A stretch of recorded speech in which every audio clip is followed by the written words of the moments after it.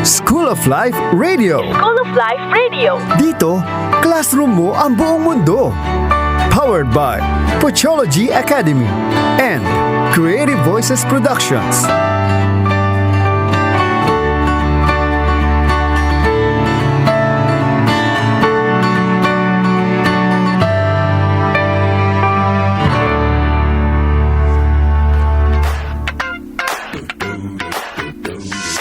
Hello Luzon, Visayas at Mindanao at kung saan ka man sa ating mundo. Ano ang nangyayari sa atin? Magandang umaga po sa inyong lahat mga kaklase sa buhay. Oras po sa buong Pilipinas, 12 minuto makalipas ang alas 10 ng umaga. At tayo po ngayon ay magsasama-sama na naman muli sa 2 oras ng inspiration, motivation at empowerment dito sa inyong Classroom on Air tuwing araw ng Sabado, ang School of Life Radio. Sa ngalan po na isa sa pinakakilalang motivational speaker sa ating bansa, ang nag-iisang voice master ng Pilipinas, Pocholo de Leon Gonzales. Ako naman po ang inyong teacher motivator sa radyo at sa classroom, si Kuya Burns. Yan. So sa ating mga classmate na pagising pa lang, magandang umaga po sa inyong lahat. At ako po ay hindi nyo nakita last week sapagkat ako po ay nasa bakasyon. At maraming salamat sa aking mga partners na si Blas at si Janae sapagkat they made the School of Life Radio a great episode last week. Mga kaibigan, tanong natin sa ating klase sa araw na ito. We have the television, YouTube, Netflix at internet in general. Pero ang radyo ba ay uso pa? Is radio still relevant as a way of, imparting information? And what is so special about this particular medium that it has still survived till now? At mga kaibigan, araw po natin ngayon sa buong kapuluan at syempre sa ating mga karatig bansa na kaparehas ng time zone natin ay ika-10 ng Hunyo tagong 2017. At alam naman natin mga kaibigan na 2 araw mula ngayon ay gugunitain natin ang ika-119 years ng ating kalayaan. Pero mga kaibigan, tanungin natin ang ating mga sarili.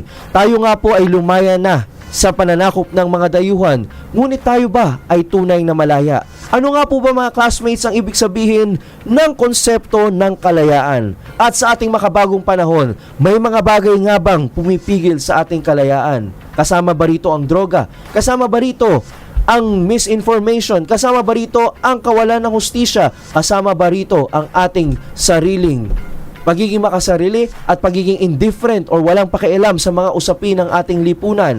Kung ating maaalala pang mga kaibigan, sa palabas sa pelikulang General Luna ay sinabi ni General Luna, mayroon tayong mas nakahihigit na kalaban at ito ang ating sarili. Tayo nga ba ay malaya mula sa kalabang ito? Yang mga yan ang ating pag-uusapan sa ating 2 oras na talakayan, usapan, kwentuhan at tawanan dito lang sa inyong Classroom on Air. Siyempre mga kaibigan, binabati natin ng ating mga station managers, ang Action Lady ng Philippine Broadcasting si Miss Kay Dacer, at siyempre ang ating napakatulungin na Creatives Head ng HY Media Broadcasting Network si Miss Ia Dacer at ang ating Station Manager, hi Sir Nestor Doria. Tayo po ay live ding napapakinggan sa DYME sa Masbate, Explore TV Channel 17, Phil Products Cable TV Butuan, sa 107.1 Power FM Puerto Princesa, Palawan at sa 97.1 Wow FM Rojas, Northern Palawan. Magandang umaga po sa inyong lahat. At syempre mga kaibigan, tayo rin po ay live na napapanood sa ating YouTube at Facebook Live ng HI Media Broadcasting Network. Mga kaibigan, kung inyo pong mapapansin, meron po akong bagong kasama sa umagang ito. Dahil sa araw pong ito, ang aking mga kasama sa School of Life ay merong ibang mga commitments. Kikwentuhan ko po kay mamaya kung anong ginagawa nila. Si Janae Rave, ang ating professional host from the Microphone Club, ay kasalukuyan pong nag-host ng isang wedding ngayon. At ang akin namang partner na si Blas Tangkilot ay isang entrepreneur at kaka-launch lamang po ng kanyang panibagong fashion app na pwede nyo na pong i-download sa Google Play Store. Ito po ang Get Up. Kaya po hindi po natin sila makakasama ngayon, pero next week mga classmates, makakasama na po natin sila at full force po ang inyong School of Life, life teachers and life mentors. Ngayong araw na ito mga kaibigan, may makakasama po akong isang mabuting kaibigan na aking magiging guest co-host sa ating programa ngayong araw na to. Siya po ay 29 years old, happily married with 2 children, graduate of Bachelor of Secondary Education, major in Biology mula sa pamantasan ng lungsod ng Maynila. Siya po ay kasulukuyang nag-aaral para sa kanyang master's thesis sa University of Caloocan at isa rin po siyang science teacher at guidance counselor and guidance teacher sa Novaliches High School. Please welcome in the School of Life Radio family, ladies and gentlemen, Teacher Tony, Sir Tony, Mr. Antonio Maypa. Hi, Sir Tony. Hello, isang masayang good morning po sa inyong lahat. Good morning, good morning. Teacher Tony, meron ako itatanong sa inyo na kailangan ng napakalalim na pag-iisip, critical thinking, at kailangan na kailangan mong gamitin ang quadratic formula. Handa ka na ba sa napakahirap na tanong na ito? Quadratic formula talaga. Handa ka na ba sa napakahirap na tanong na to, Teacher Tony? Sige. Ang tanong, kamusta ka? I'm doing Hirap, good. no? I'm doing good. I'm very happy to be here sa School of Life Radio po. Yes, welcome sa ating School of Life family. Mga classmates, kung hindi nyo po maitatanong, si Teacher Tony po ay maituturing nating isang panatiko ng radyo. Yes. Pangarap po niya nung mula pa siya ay bata na mapabilang sa isang radio show at ngayon ay isa na siyang guro. Siya naman ay nag-i-inspire, nagmo-motivate at nag-i-empower ng kanyang mga estudyante. Pero, Sir Tony or Teacher Tony, ano ba ang storya mo? Why did you suddenly become so interested in the art of radio broadcasting? Ayan po, sir. Actually, nag-start po yung pagiging hashtag panatiko ng radyo ko nung high school. Ayan, so actually kasi before mag-boom ang social media, 'di ba? Sa mga libangan ng mga teenagers is to listen to the radio. So 'yun, nagkaroon ng chance na makatawag sa mga radio stations and then yung chance din na ma-meet yung mga FM DJ. So doon nag-start yung pangarap ko na maging radio broadcaster. So bata ka pa, pinangarap mo nang marinig ang iyong boses sa radyo. Yes, sir. Okay. Tapos, kailan ang una mong radio experience without necessarily mentioning the networks? Pero, paano mo nakuha yung pinakauna mong radio experience? Actually, yung mga hashtag radio experience natin, sir, I do join sa mga radio contest. Primarily because, yun nga, may premyo, syempre. Tapos, I get to go to the stations and get to meet and talk to the DJ. So, yun po yung mga unang araw na, mga high school tsaka college po, na pupunta akong Ortigas, ganyan, Mandaluyong. Nandun po kasi yung mga stations before. Okay. So, pero Sir Tony, ito nga ang ating katanungan ngayon. Sa ating makabagong panahon, mga classmate, usong pa nga ba ang pakikinig sa radyo? Ako po ay 21 years old at kung nyo pong may tatanong, ang radyo ay isang magandang media para sa atin. Yes. Ngunit nung ako'y bata, naaalala ko, bihira lang naman ako nakikinig sa radyo. Kailan na lang ako nahilig sa radyo? Siguro mga 2 or 3 years ago. Ngayon, Sir Tony, ito ang tanong ko. Based sa inyong experience sa inyong mga estudyante, may nakikinig pa nga ba sa radyo at uso pa ba ang radyo sa mga kabataan natin ngayon? Actually, sir, to be honest, may ini-encourage nga ako, may pinopromote ako ng mga radio programs, pinapa-assignment ko. And then to my surprise, bihira ang nakikinig ng radyo. Parang I asked them kung ano yung reasons but sila hindi nakakapakinig. Parang actually lumalabas na parang hindi sila interested. Okay, sa tingin mo ano kaya ang rason sa likod ng pagbaba ng interest ng mga kabataan sa radyo bilang form of media? Kasi yung platform kasi ng radio broadcasting, parang mas interested yung mga teenagers ngayon sa social media, Facebook, Instagram, Twitter, ganyan. So and also some of them yun nga, YouTube na lang, Netflix. Pero alam naman natin na sa panahon natin ngayon, ang radyo ay nasa makabagong anyo na. Yes. Tayo ay nasa telebisyon na rin at tayo ay live na live sa Facebook ngayon. Live, oh. Mga kaibigan, kung saan ka man sa mundo, bumati ka lang at mag-comment ay ang inyong mensahe ay babasahin namin mamaya pagkatapos ng ating first commercial. Pero ito ang magandang katanungan, Sir Tony. Yes. Napakaraming ibang form of media. Sinabi mo kanina sumasali ka sa radio broadcasting competitions before. I would assume na student journalist ka. Tama ba Yes, ako? po nung high school. Okay. Pero what is so special about this particular medium of radio that attracted you? Pwede namang television, pwede namang iba, pwede ka namang maging YouTube vlogger. Ano ba ang espesyal sa industriya ng pagraradyo? Siguro, sir, Sa iyong pananaw? Yung para sa akin po, personally, special lang radyo kasi parang combination na siya ng iba't ibang concept. So may music na, may information, may entertainment, tas may advertisement pa. Parang all in one na ang radio para sa akin. Okay. So, ito ang naging rason. Sabi mo, all-in-one ang radyo para Yes. sa'yo, full package. Sa katunayan, tama nga naman kasi hindi na, ang radyo ngayon, hindi na lang siya napapakinggan. Ito yung napapanood na, katulad ngayon Oo. nga, napapanood tayo live ng mga ating mga classmates na nakatutok sa iba't ibang panig ng mundo. At total, sabi na rin naman ni Sir Tony kanina, nung kanyang kabataan, mahilig siyang tumawag at Mag-request, mag-request. contest. Inaanyayahan po natin ang ating mga classmates na nakikinig at nanonood sa atin ngayon na mag-text at tumawag sa ating mga text line at hotline. Sir Tony, pwedeng pakibasa ang ating text line hotline na nakikita mo rito sa iyong harapan? Yes po. Para sumali sa ating discussion, text line po natin 0939-914-3988. Tama ba, sir? Yes, yes. Facebook.com/atrymedia. You can also call us sa ating mga hotlines. That's 412-0288 or 997-7589. Alright, ilike din po ang ating mga Facebook page, ang www.facebook.com/School of Life Radio, at ilike din ang social media sites ng ating network, facebook.com/atrymedia, Twitter at Atray Media, Instagram at Atray Media, at syempre live din po tayong napapanood sa ating YouTube channel, ang Atray Media. Maraming pong salamat sa inyong panonood, at maya-maya lamang po mga kaibigan ay babatiin na namin kayo at babasahin namin ang inyong mga mensahe sa ating programa. Teacher Tony, bilang isang guro, ano ang pagkakaintindi mo at paano mo tinuturo sa ating mga mag-aaral ang konsepto ng freedom, independence o kalayaan? Ano ang iyong approach in actually, teaching this particular concept to our students? Ang kalayaan ba, Teacher Tony, ay kapasidad na gumawa ng kahit anong gusto mo? Okay? Ano ba ang tunay na kahulugan ng kalayaan?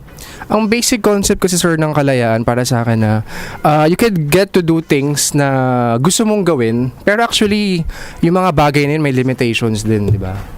So, be responsible sa mga ginagawa kahit na you are given the freedom to do something. Okay. Be responsible in doing something, you said. Pero ang sabi ng mga kabataan natin na mga nakakausap ngayon, kung may limitasyon ang kalayaan, ito pa rin ba ay kalayaan? Napakagandang tanong. Ano sa tingin ninyo, mga classmates? Ayan po ang ating mga pag-uusapan. Pasimula pa lang po yan. Isa pang katanungan, Teacher Tony, na maganda nating explore sa ating episode ngayon. Tayo ba, bilang isang makabagong Pilipinas, makabagong bansa ngayon, matapos ang ating independence 119 years ago, tayo ba ay tunay ng lumaya? Marahil mga classmates, tayo po ay lumaya na sa pananakop at panunupil ng mga dayuhan. Ngunit tayo po ba ay malaya na sa mga makabagong bagay na kumikitil sa ating kalayaan? Kamakailan lang, mga kaibigan, ay nasaksihan natin, ang ating bansa ay nasaksihan ang isa na namang engkwentro ng karahasan at trahedya nang magkaroon ng bakbakan ng ating tropa militar kalaban ng mga terorista sa Marawi. At matapos yan, ang ating Pangulong Duterte ay nagdeklara nga ng martial law sa buong kapuluan ng Mindanao. At isa pang nangyari, matapos ng gera dito sa Marawi, ay nagkaroon na naman ng isang marahas na insidente sa Resorts World Manila, kung saan nakitil ang buhay ng 30 kababayan natin at ng ilang mga dayuhan. At kailan nga lamang nagkaroon Ang mga accounts. kumalat na naman ang mga balita, kumalat sa social media ang mga maling balita. Unfortunately, galing pa sa ating mismong state-run news agency. Of course, we know that we are all our government is trying to fix this. In fact, the Philippine News Agency apologized for this matter, Teacher Tony, if you remember. At kanina umaga kasama natin dito si Secretary Andanar, at I'm sure that it's a resolve of his department to actually be more responsible in sharing information online. Dahil alam naman po natin, mga classmates, napakadali pong kumalat ng maling impormasyon. Sa mga nangyayaring ito, hindi ba't masasabi natin ng ating bansa, ang ating mga kababayan, ay nalilimitahan pa rin ang kalayaan sa presensya ng droga, misinformation at injustices? Yan ang ating mga itatanong sa ating special guest ngayong araw na ito. Pero bago ang lahat, mga kaibigan, tayo po muna ay magta-time check, oras sa buong Pilipinas. It's already 10:26 in the morning. Magbabalik po ang School of Life Radio matapos ang ilang paalala. Ito ang DZRJ 810 AM Atray Media, ang himpilan ng bawat Pilipino.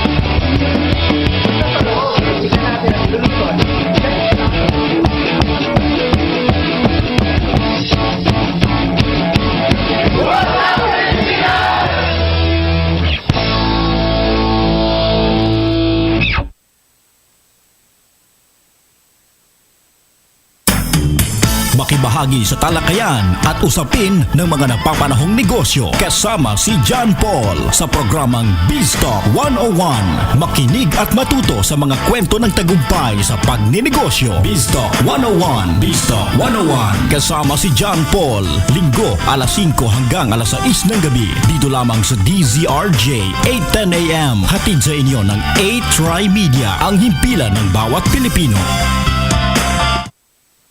This program is brought to you by 8 Media Pro Incorporated. And ladies and gentlemen, we are back here in the School of Life Radio. Kasama niyo pa rin po ako ang inyong teacher motivator sa radyo at sa classroom, si Kuya Burns. At syempre kasama natin ang aking guest co-host for this day, ang hashtag Panatiko ng Radyo, si Mr. Antonio Maypa or Teacher Tony. Siyempre, mga kaibigan, marami po tayong katanungan sa konsepto ng kalayaan para sa ating bansa, para sa ating bayan. Makakasama natin ngayon, mga kaibigan, ang isang kaibigan natin mula sa Defensores Fide Foundation. Siya po ay isa sa mga miyembro nito na isang society dedicated to defending Catholic Christian teachings in a very charitable way, and he is also a board member of the Pro-Life Philippines Foundation. Siya po ay pinanganak noong 1982 at graduate ng UP Diliman with a major in philosophy and minor in history. Siya rin po ay isang passionate student of Philippine history and culture. Mga kaibigan, please welcome in the School of Life Radio, Mr. Carlos Caloy Palad. Hi sir, good morning. Good morning. Good morning sa lahat naman nakikinig sa atin. Good morning sa inyong grupo. Thank you for inviting me Thank here. you so much sir for gracing our invitation despite your busy schedule.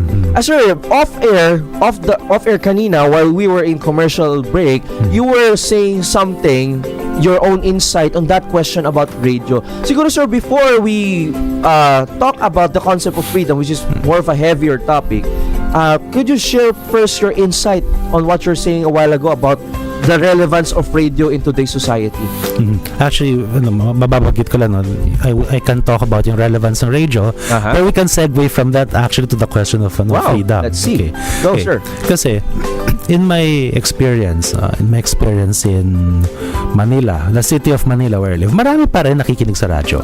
Wow. Although pwede natin sabihin na yung average age natin ay hindi na, siguro average age naman nakikinig ay hindi millennial. Let us to put it that way, di ba? Marami pa rin. And we're not just talking about very old folks. We're talking mga people in their 20s, 30s, 40s upwards. And why is this very important? Kasi madalas yung ating media, yung radio, is actually one of the guarantors ng freedom ng freedom sa Pilipinas. So the freedom of speech. Okay. Why? Kasi yung written media, whether it's in social media, on websites, on news or traditional printed media, no, like sa mga newspapers, journals, ganyan. Actually, that is frequently a lot easier to censor and then to persecute kasi written and nakasulat siya. Pero ang radyo po ba sir ay hindi po ba madaling i-censor? In your own view? It can be censored, of course, lalo na kung ikaw nasa isang authoritarian society, which to be fair we are not in. Yeah, we are not in right now. There is still a lot of freedom to express oneself. And ako may mga kakilala ako ng mga radio journalists na on air they really continue to be able to speak their mind. And it's very hard to pin that down. Kasi lalo sa ating kasi it's live at pag nasabi na kahit na sabihin natin someone tries to go after the journalist, and alam naman natin na sa Pilipinas there are many journalists who are killed, diba, because of what they say. The fact is nasabi na nila, and once these words have been heard, they cannot be unheard or taken back. They cannot be taken back. Of course, may mga abuses din to. we all know that sometimes on radio the darndest things are also said. Talagang, in my lifetime of listening to radio, talagang may mga bagay na anda ko na narinig na bagay na yung tipo, ano sinabi niya sinabi yun. Dapat hindi niya sinabi yun. But yun nga, no, it's in the context of freedom. Ang freedom ay double-edged sword naman, alam natin yan, no? It can cause a lot of needless harm, pero at the same time, lalo na sa Pilipinas, yung radio, the strength and the vibrancy of radio is and continues to be one of the guarantees na meron tayong freedom of speech kahit paano, no? So, yun, napaka-importanteng contribution yun, I think, to the discussion. Napakagandang angulo nito, no? Kasi kanina, Sir Teacher Maipa, ang tinitingnan lang natin dito is the relevance of radio to the consumer, to the listener. Kumbaga, interesado pa ba siyang makinig dito? Pero si Sir Kaloy dito, if it's okay, yes, of course. Si Sir Kaloy, no, Sir Teacher Tony, mga classmates, nakikita nyo na ang perspective niya is mahalaga pala ang radyo sa pagpapanatili at sa pakikipaglaban para sa ating kalayaan sa pamamahayag or freedom of speech. Okay? Dahil sa radyo nga naman, no holds barred ang pag-uusap, di ba? Kasi mahirap nga i-filter and what has been said is already there. Pero sir, ang freedom of, let's now segue to that discussion on the concept of freedom. Let's try to discuss that freedom of speech. Marami tayong mga classmate dyan na huwag kang makikialam sa pinopost ko. This is what you call freedom of expression. O marami tayong mga kasama sa media na nagpapakalat ng mga maling balita. Ito ba ay saklaw ng ating konsepto ng kalayaan sa pamamahayag? Or ito ba ay maling paggamit ng kalayaang ibinigay sa atin dito? Dapat una sa lahat, intindihin natin kung ano ba talaga ang ibig sabihin ng kalayaan. No, that is a very tall order. Yes. Maraming definitions ng freedom. Okay? And when I give a particular definition of freedom, this does not mean na sasabi ko na mali ang mga ibang ang mga ibang interpretations o mga ibang meaning ng freedom. Kasi ang freedom ay isang salita. At ang mga salita, hindi nila palaging nakakapture lahat ng kayamanan ng isang konsepto o ng isang ideya. Okay. Pero let's try here in this program. Ba natin sabihin na yung freedom ay yung kapasidad na gawin yung gusto mo on your own responsibility. Okay. Yung exercising yung powers mo bilang isang tao, yung iyong pag-iisip, yung iyong puso, ginagamit mo yung iyong mga native capabilities, at pag walang pumipilit siya na gawin ng isang bagay, meron ka at least na basic na kapasidad, no? May basic freedom ka. Okay. Pero etong freedom, yun nga, is a power. It is a capacity. Okay. It is not a virtue. Ibig sabihin, yung freedom, pwede mong gamitin yan for good or pwede mong gamitin for bad. Oo. So, merong use of freedom, meron ding abuse of freedom. Kaya balik tayo sa sinabi mo, yung mga nagpo-post sa Facebook, yung nagpo-post sa social media, sasabihin nila, huwag yung pakialaman kung ano yung sinasabi ko. And freedom ko to, kaya ko to. We live in a free world. Kasi ang sagot dyan simple lang. Okay? Alam ko, nakakatawa kasi I'm sure a lot of us have heard this from yung I'm going to paraphrase, no? Alam niyo ba sa Spider-Man may kasabihan, di ba? With great power comes great responsibility. Pwede mo rin sabihin na with great freedom comes great responsibility. Dahil ang freedom nga, katulad po na sinabi ninyo, ay kapangyarihan ng isang tao. Kapangyarihan ng isang tao. At ang freedom na ito ay pwede kong gamitin para sa mga iba't ibang bagay, at kung mali ang paggamit ko ng aking kalayaan, pwedeng masaktan ko naman yung kalayaan ng iba. Wow. That's a very good angle, no, Sir Tony? Na kapag mali ang paggamit, if we did not use our freedom, but abuse our freedom in using it incorrectly, okay, we are actually hindering the freedom of another. Can we give an example for our classmates on that matter, Sir Kaloy? Okay. Sabihin, eto, actually medyo madalas mangyari to. Yung mag-propose ako sa Facebook na sinisiraan ko ang isang tao. Aha. 'Di ba? Either diretsahan ko sinisiraan, sabihin natin classmate ko o colleague ko sa trabaho o isang kinaiinisan ko o yung ex-girlfriend ko or yung in the case of others yung ex-boyfriend nila, 'di ba? Madalas 'yun, Sometimes, sir, sisiraan. parang nagpaparinig silang gano'n, di ba? Minsan diretsahan, minsan minsan parinig. Actually mas madalas yung out sa parinig. ganyan. Mas madalas yung parinig. Actually mas damaging yung parinig kasi hindi mo pinapangalanan kung sino inatake mo. So you are creating a perception in the readers. Ay, sino kaya to? Yes. Sino kaya to? At pag gumawa ka ng ganong klaseng speculation, pwedeng mapunta ang kanilang attention sa ibang tao kahit na hindi naman talaga yung inaatake nung post. Diba? Okay. Okay, but coming back to the situation. Pag ako, inatake ko ang isang tao on Facebook or on Twitter, diba? Paano kung hindi pala tama yung sinabi ko? O paano kung nagsisinungaling lang pala ako? O paano kung medyo tama nga, may tama naman sa sinabi ko pero na-exaggerate ko? Di nasaktan ko yung kanyang reputasyon. Okay. At ang magandang reputasyon ay napakahirap ibalik. Yes, sir. Diba? So in that case, medyo nalimitahan ko, nasaktan ko yung kanyang kalayaan kasi with a damaged reputation, mag-iisip ngayon ng mga ibang tao ng masama tungkol sa kanya. At pwedeng magkaroon ng adverse effects, so bad effects sa kanya. So maraming mga ganung klaseng example. Sabihin natin, okay, one more specific example, very specific. Sabihin natin may dalawang profesor. Okay.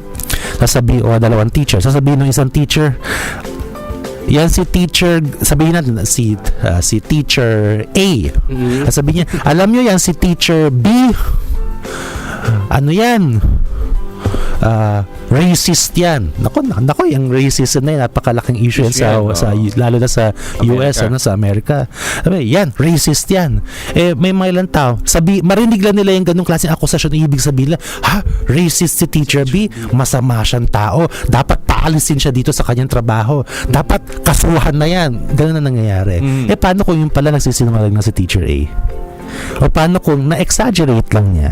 Nagkaroon ng dagdag ang kanyang sinabi. Kulang. Nagkaroon ng dagdag o kulang. O kaya, meron lang talagang hindi pagkakaunawaan. Diba? Di nawala na yung nawala na yung chance ni Teacher B na ma-explain yung sarili niya kasi ang napakatindi ng akusasyon at isipin ng mga tao ay masamang tao to without even a hearing, diba? Or pwede rin sabihin natin wag na racism, sabihin natin may false accusations ng sexual harassment, isa pa napaka-common na bagay, diba? O kaya false accusations ng bias. So ang punto ko dito, yung freedom natin na pagsasalita ay dapat tingnan din natin, may kalayaan nga ako magsalita, pero sino yung maaapektuhan? At kung tama nga ba ang paggamit mo ng iyong kalayaan? Teacher Tony, Tsaka anong insights mo dito? Tsaka in terms po, sa sinabi ni Sir Galoy, yung sa judgment, kasi parang, di ba, may tendency tayong mga tao na, sabi ni ganito, sabi ni ganyan, ganito raw siya, na usually negative ang feedback sa isang tao. Anong nangyayari is, we tend to, naniniwala tayo kagad. So, which is wrong. Di ba? So, Teacher Tony, anong mga tip mo sa mga students mo to actually, avoid this kind of mistake of actually spreading lies? Going back, sir, parang naalala ko sa talk mo, di ba, na parang may post daw na kumalat na bawal na nga yung homework, ayan. Na pinirmahan ng Pangulong Duterte. Parang sinearch ng mga bata, sir, ganyan, ma'am, wala nang homework. Parang as teenagers or as individuals, we do also our own research. I-confirm natin, especially kung reliable ba ang source, ganyan. Yes. Okay, sir. Ang konsepto ng freedom, malamang ay hindi lang natin maa-apply sa industriya or sa propesyon ng pamamahayag. Of course. This is just one very specific application of the concept of freedom. But let's try to go to the bigger picture, sir. As an advocate of truth and freedom, being in Defensores Fide and Filipinos for Life, ano ba ang dapat na maintindihan ng mga tao tungkol sa konsepto ng kalayaan. Lalo't ngayon mga kaibigan, 2 araw na lang po ay ating gugunitain ang araw ng kalayaan ng ating bansa. Ito ba ay kalayaan lang sa pananakop ng mga dayuhan o meron pa bang mas higit na malalim na dahilan o nakahulugan ang kalayaang ito? Nabanggit mo kanina na ako ay member ng Defensores Fidei Foundation. At madalas sa mga nakakarinig nito, narinig lang galing ako sa Defensores Fidei Foundation o galing ako sa isang Catholic organization, iniisip agad nila, ay, magsasite agad to ng catechism o magsasite agad ito ng Or Biblia. magpo-proselyte o magko-convert, no? Oo, na religious concept. I am going to start with a quote from a non-Catholic person. Okay. I'm going to quote from Franklin Roosevelt, the President of the United States noong World War II. Doon sa kanyang 1941 State of the Union Address. Alright. Na nakilalang-kilala kasi ito yung State of the Union Address kung saan kanyang linay down yung ideals ng United States on the eve of World War II. Okay. Sinabi niya na there are 4 freedoms. May freedom of speech, Okay. may freedom of worship, may freedom from want, at freedom from fear. So, may una sa lahat, diba? There are 2 kinds of freedom of speech, freedom of speech, freedom of worship. Okay. Then, there are 2 other kinds of freedom. Freedom from want, freedom from fear. Ano importansya nito? Yung freedom of speech The at exercise. freedom of worship. Ito yung exercise natin. Dapat meron tayong kalayaan ng nasabihin natin kung ano ang nasa isipan natin nang walang kinatatakot. Okay. Na baka tayo balikan o baka tayo saktan o baka tayo tuligsain dahil lang sa ating sinabi. At lalong-lalo na dapat meron tayong freedom of worship. Napaka-broad ng freedom of worship, by the way. No? Hindi lang ito kalayaan na magpunta sa simbahan o sa mosque. Ito ay yung kalayaan na maniwala na ayon sa iyong konsyensya. Okay. Kaya nga tayo, we Catholics, we defend not just the right of Catholics, we defend Or Christians in general. Christians, actually, we defend the rights of all people to peacefully profess their religion or their non-religion. Okay. As long as they are doing so, nang hindi nakakasakit sa iba. Yes. So may dalawa yung exercise of freedom of speech, freedom of worship. Pero dapat balansehin din ito ng dalawa pang klase ng freedom na nakakaapekto naman sa ating araw-araw na experience, sa ating araw-araw na buhay. Yung freedom from want, ito yung dapat hindi yung meron tayong kalayaan mula sa pagkagutom, mula sa kawalan, mula sa kawalan ng tirahan. Yan ang freedom of want, freedom from want. At last but not the least, freedom from fear, na dapat sa gabi ikaw ay makakatulog ng mahimbing nang alam mo na maliit lang ang tsansa na may masamang mangyayari sa iyo mula sa iyong kapwa-tao. So, ito yung 4 freedoms na masasabi natin sa cloud nito, more or less, ang buong konsepto ng freedom. Yes, mga kaibigan, nakakatuwa. 4 na konsepto ng kalayaan, 4 na terminolohiya ang ating pag-aaralan. Mga kaibigan, oras sa buong kapuluan, 46 na minuto makalipas ang alas 10 ng umaga. Huwag na huwag po kayong aalis. Magbabalik po ang School of Life Radio matapos ang ilang paalala. Ito ang DZRJ 810 AM H-Rai Media, ang himpilan ng bawat Pilipino. Ang dami ng peke sa world. Unfair. Pati ba naman puti mo? Peke din? Para totoong puti, mag Myra Vita White Moisturizer. May vitamin E at natural plant extracts to help nourish skin for that healthy white glow. May double sunscreen na, non-sticky pa. Ito ang totoong healthy white glow. From Myra Vita White Moisturizer. Yan ang alagang holistic. Trusted quality healthcare. Unilab yan.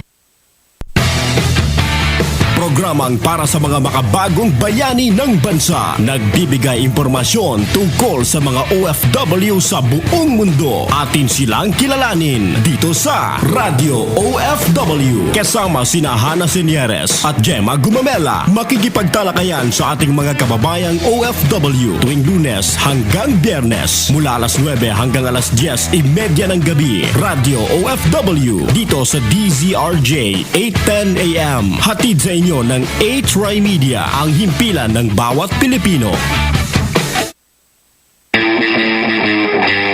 Ang programang tagapagtanggol ng lipunan, tatalakayin at hihimayin ang mga anomalya sa pamahalaan. Kasama si General Sammy Sir Chip Pagdilaw. Sir Chip, reporting for duty tuwing Lunes, Miyerkules at Biyernes alas 6 hanggang alas 7 ng gabi. Sir Chip, reporting for duty dito lang sa DZRJ 810 AM. Hatid sa inyo ng A-Try Media, ang himpilan ng bawat Pilipino.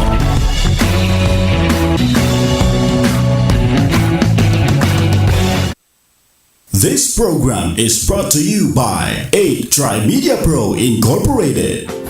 And ladies and gentlemen, we are back here in the School of Life Radio. We are talking about the concept of freedom, which is very timely because in just 2 days' time, ladies and gentlemen, our country will once again commemorate our 119 years of freedom and independence from foreign oppressors. However, this begs the question, are we really free? And what do we understand about the concept of freedom? And how can we really apply it to become responsible citizens of our country? Joining us in the program today, as I have said earlier, is a good friend of mine, a fanatiko ng radyo, as we say, hashtag fanatiko ng radyo, a teacher from Novaliches High School with the principal, Dr. Proceso Lera. Hi, Dr. Lera. We have with me here in the show, Teacher Tony Maipa. Hi, Teacher Tony, once again. How are you so far?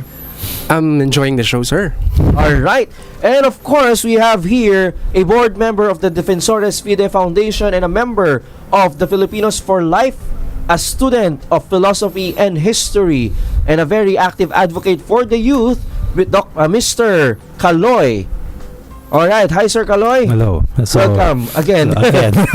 Okay, we are now progressing. We we'll pick up from where we stopped. Freedoms. Yes, sir. Yes. Okay, I will start mula doon sa pinakahuli natin na banggit, no? For those who are just joining us now, merong 4 na freedoms na nabanggit dito sa ating pag-uusapan, sa ating usapin. Freedom of speech, freedom of worship, freedom from want, freedom from fear. Mag-umpisa tayo dun sa pinakahuli. Kasi yan ang pinaka-basic talaga na freedom, sa totoo lang, no?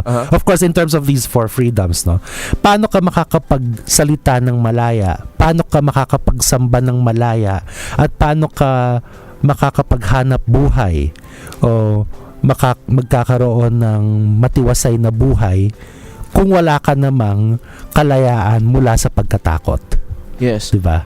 It's like you're living your life day in and day out fearing for what could happen to you. Yes. And this is where we understand na bakit in any society meron pa ring basic na limitations on individual freedom. Okay. Hindi naman complete and absolute and uncontrolled ang freedom ng mga individual ba? Kaya for example, pag ako magalit ako sa isang tao at kahit na ako galit sa isang tao, hindi ko siya pwedeng patayin. Yes. Diba? Kasi pag nasa isa tayong society na absolute ang freedom ng kahit sino, pwede kong gawin ang kahit anong gusto ko, kahit pa yan ay pumatay o magnakaw o gumawa ng iba't ibang kalokohan o krimen, di ba? Mag-drugs, mag-rape. Yes. Kung yan ang ibig sabihin natin ng kalayaan, na ang kalayaan ay walang control or absolute. Absolute. Kung gusto kong gawin ko, yun ang gagawin ko. Yes. Alam mo, ang kahulugan nun, wala tayong freedom. Wala tayong kalayaan kasi kahit sino pwedeng kunin sa akin ang buhay ko. Pwedeng kunin sa akin ang kalayaan ko. That is a great point. No? Because when you have all the freedom to do everything that you want to do, yes, okay, in effect, you're actually taking out the freedom of another, and in effect, you're also giving the other person a capacity to hinder your own freedom. Tama. In the end, you're not free. Okay, mga kaibigan, bago po natin pagpatuloy ang ating usapan, atin po munang makakapanayam ang ating classmate mula sa Pag-asa or Philippine Atmospheric Geophysical Organization. I forgot the exact definition of Pag-asa. Makakasama po natin si Sir Aldzar Aurelio. Hi Sir Aldzar, magandang umaga po sa inyo. Hello, sir.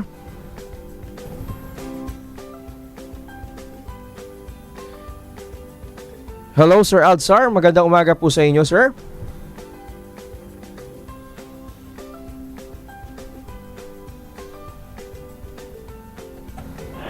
Ayan. Hello, sir. Hello, sir. Hello po. Okay, magandang umaga po sa inyo, Sir Aldzar. Si Burns po ito ng School of Life Radio sa A-Tri-Media Broadcasting Network. Yes, sir. Tanong lang po ng ating mga classmate, yun po ang tawag natin sa ating mga manonood at nakikinig sa radyo ngayon. Kamusta po ang lagay ng ating panahon dito sa Kalakhang, Maynila at sa buong Kapuluan? Well, dahil sa meron tayong binabantay ng low pressure area na sa layong 250 kilometers west ng Ambulong, Batangas. Okay, sir. Kakaroon tayong maulap at may mga pag-ulan sa Luzon. Kaya sa mga probinsya ng Cavite, Batangas at Mindoro, kasama na rin ang Aurora at Northern Palawan at yung Quezon at ang rehiyon ng Bicol ay makakaranas ng maulap na kalangitan na may mga moderate to occasionally heavy rains at thunderstorm na maaaring magdulot ng pagbaha at pagguho ng lupa. Sa lalabing bahagi ng Luzon kasama Metro Manila ay makakaranas pa rin ng maulap na papawirin na may mga light to moderate rains at thunderstorm. Sa Visayas at Mindanao naman ay inaasahan po natin na magandang panahon maliban sa mga isolated mga pag-ulan o thunderstorm. Ang ating Philippine Standard Time ay 10:54 ng umaga. Mula sa Pag-asa, Weather Forecasting Section, ako po sa Aldzar D. Aurelio. Alright, maraming salamat classmate na Aldzar para sa inyong update. Si Mr. Aldzar Aurelio po, mga classmate mula sa Philippine Atmospheric Geophysical and Astronomical Services. Administration. Alright, okay. Yes, JM, paano natin Alright. Okay, now we're back in the show. Kailangan lang po nating ibigay ang ating weather update para sa ating mga classmate na nag-iisip kung uulan nga ba. Mga kaibigan, wala pa po tayong bagyo, ngunit meron po tayong inaabangan na low pressure area. Kaya mga classmates, upang maging handa, paglabas po ng ating bahay, gamitin po natin ang ating kalayaan sa pagdadala ng ating mga payong at kapote. Okay, now going back sa ating konsepto ng kalayaan. Okay. Gagandang segue nun. Gagamitin ko yung example Okay. mo, ha? Sige. Diba? Kung sabihin natin, umuulan. Okay. At ako ay walang payong. Yes. Diba? At ako ay walang kapote. Wala naman talaga. Kahit na meron akong kalayaan bilang tao na maglakad, pag ako ay lumabas, mababasa ako. Diba? Dahil wala akong proteksyon. Yes. So, yung freedom from fear, parang ganyan din yan. Okay? Na yung freedom from fear, alam ko na pag may mga ginawa, pag aking ginawa ang nais kong gawin, of course within the law, no, without harming other people, without breaking the law, hindi yung bigla na paglabas ko ng pintuan, bigla may babaril sa akin o bigla may papatay sa akin. Yun ang pinaka-basic Yung freedom from fear. Okay. Now, ma-establish natin yung freedom from fear. Paano mangyayari to? Kailangan merong order sa ating lipunan. Diba? Kailangan natin ng order. Dito, may gusto akong i-cite na isa pang thinker at siya'y hindi ulit Katoliko. No? Kasi nga, Opo, para din sa kaalaman ng ating mga classmates, ang School of Life Radio po ay welcome sa lahat ng klase ng tao kung saan ka man nagmula, ano man ang iyong pananampalataya. Tayo po ay nagsasite ng mga manunulat mula sa iba't ibang pananampalataya, paniniwala, at alam natin na kinukuha natin dito ang mga bagay na ating magagamit sa ating pang-araw-araw na buhay. Dahil itong mga authors na to, regardless of their religion, they are expressing universal truths. No? Yes. Universal truths na pwede natin sabihin na yun, nakaukit sa pinakamalalim na kaibuturan natin bilang mga tao. No? One term for that we use is natural law, but we will get to that some other time. Oh yes, it's a very complex topic. But here, no, I'm going to cite an author by the name of Edmund Burke. Isa siyang British politician, statesman, and thinker noong 18th century. Sabi niya, the only liberty is a liberty connected with order. That not only exists along with order and virtue, but which cannot exist at all without them. So sinabi niya, in summary, kung walang order at walang virtue, walang liberty. Okay, Sir Kalo, himayin muna natin para sa ating mga classmates dyan. Pag sinabi nating order, ano ang magandang kahulugan o ehemplo rito? When we say order, ano yung kailangan i-imaginein? Okay?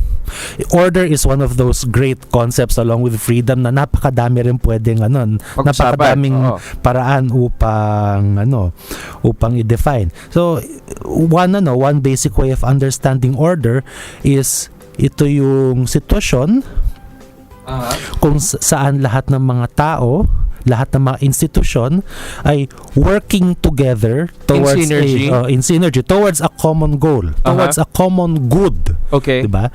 At hindi nila naaapakan ang mga karapatan at yung mga karapatan ng isa't isa. Once again, it's a tall order. Yes, it's another tall order. When you said common yes. good, that is something that is enshrined in our constitution, di ba? To actually protect the common good of the people. Magkaiba ito sa general welfare.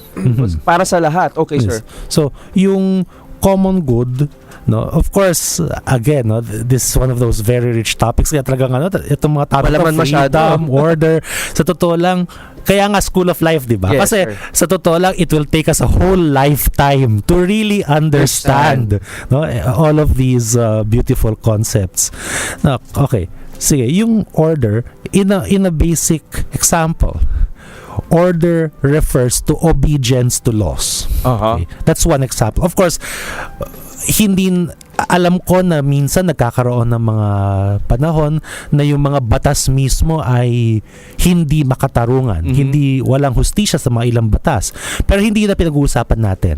We are talking about yung ordinary situations na, for example, it's pag sa traffic, sumunod sa mga traffic rules. That's one very simple example. Na pag hindi natin sinunod ang traffic rules, maraming taong na aksidente, maraming taong malilate, maraming taong masasaktan kasi hindi nasundan yung simpleng bagay na yon. So if everybody observes the traffic rules and if the traffic rules are enforced correctly, then we have a basic example of order. Yes. At least that's order. Dun sa konteksto na yon. Of course, hindi naman yan lang ang order, but it's one example. Yes. Okay. So, kung wala yung order, kung wala yung tamang pagrerelasyon ng mga tao sa isa't isa, kung wala yung consciousness kung wala yung consciousness na dapat wag nating sasaktan o hihinder yung mga karapatan ng iba, kung wala yung understanding na dapat meron tayong tamang pakikitungo sa isa't isa, wala rin yung ating karapatan. And again, we come back to yung freedom from fear. Right? Yung freedom from fear. Kaya this is one thing always to keep in mind, to keep a discussion simple. When you are using your freedom, you can use it or you can abuse it. Yes. And when abusing your freedom, among other things, means using your freedom in a way that harms other people or doesn't at least doesn't help them or limits their own freedom. So yun kaya nga importante na maintindihan natin na ang freedom hindi mo siya pwedeng i-isolate mula sa mga ibang virtues o mula sa mga ibang bagay. Hindi mo siya pwedeng i-isolate sa pagiging law abiding, hindi mo siya pwedeng i-isolate sa order, hindi mo siya pwedeng i-isolate din sa virtue. Nabanggit yun ni Edmund Burke kanina. Okay. Now, yung virtue, pag-uusapan natin yan later with regards to freedom of speech and freedom of worship. Okay. Yes. So, coming back to the 4 freedoms, pasensya na kung jump ako na It's okay. Ano ulit yung ating 4 freedoms para sa Okay. mga kakanood lang sa atin? Okay, the 4 freedoms are the freedom of speech, freedom of worship, Yes. freedom from want, freedom from fear. Yes. At Sir Kaloy, maraming nakaka-relate sa ating mga classmates ngayon sa Facebook Live. Basahin ko muna ang ating mga comments para tuloy-tuloy na tayo, no? Sabi ni Habibi Joy Angen Mango, tama po. Okay, sabi naman ni Jane Glodo, katulad ng sinabi mo kanina, we could not have an absolute freedom. It simply doesn't exist. Sabi naman ni Ronyu, hi Sir Kaloy, Kuya Kaloy. Okay, si Mr. Ronyu from Paref Northfield School for Boys, kung saan po ako nagtuturo. At syempre nanonood din sa atin si Mr. Butch Bantay. At ang aking friend na isa ring teacher, si Miss Marsh Macaranas. Hi Marsh. Si Dayan Clarla Magpantay, si Mr. June Abejo from Paref Northfield School for Boys, si Joshua Cosico from Roses High School, kung saan ako nag-high school noon. At syempre si Sir Jet Ramos, ang anchor natin sa Voice of the Teachers, co-anchor. Hi, pabati naman please, 33rd birthday ko was last Thursday. Happy birthday Sir Jet. Okay, mga classmates, 4 na klase ng kalayaan. Sir, is this an exhaustive list? Are all freedoms subsumed under this 4 or no? Well, it's not really an absolute or Yes, complete okay. list, no. It was a list that was made by Franklin Delano Roosevelt in 1941. Kasi noong 1941, 'di ba, America was about to be dragged into World War II at that time. Yes. And much of the world was ruled by some of the worst tyrannical, some of the worst dictatorships we have ever seen in history. Yung Hitler's Germany, Mussolini's Italy, the Imperial Japan of World War II, Stalin's Russia, no, or Stalin's Soviet Union. So, noong time na yon, napakalaki ng threats sa pinaka-basic na freedoms. Kasi the world was increasingly being ruled by dictatorship. So, etong 4 freedoms na to are the 4 most basic freedoms without which any other freedoms cannot exist. Okay. Ito yung mga kailangan for a community or for more specifically for a nation to be truly considered free. Anyway, I think we still have nearly an hour. Mamaya isa-segue natin to dun sa Independence Day, independence ng mga nations, no? So, coming back to the 4 freedoms. We had been discussing freedom from fear, but there's also freedom from want. Okay. That's very interesting. That's very interesting. Kasi kahit na, okay, sabihin natin, guaranteed na yung freedom from fear. Okay?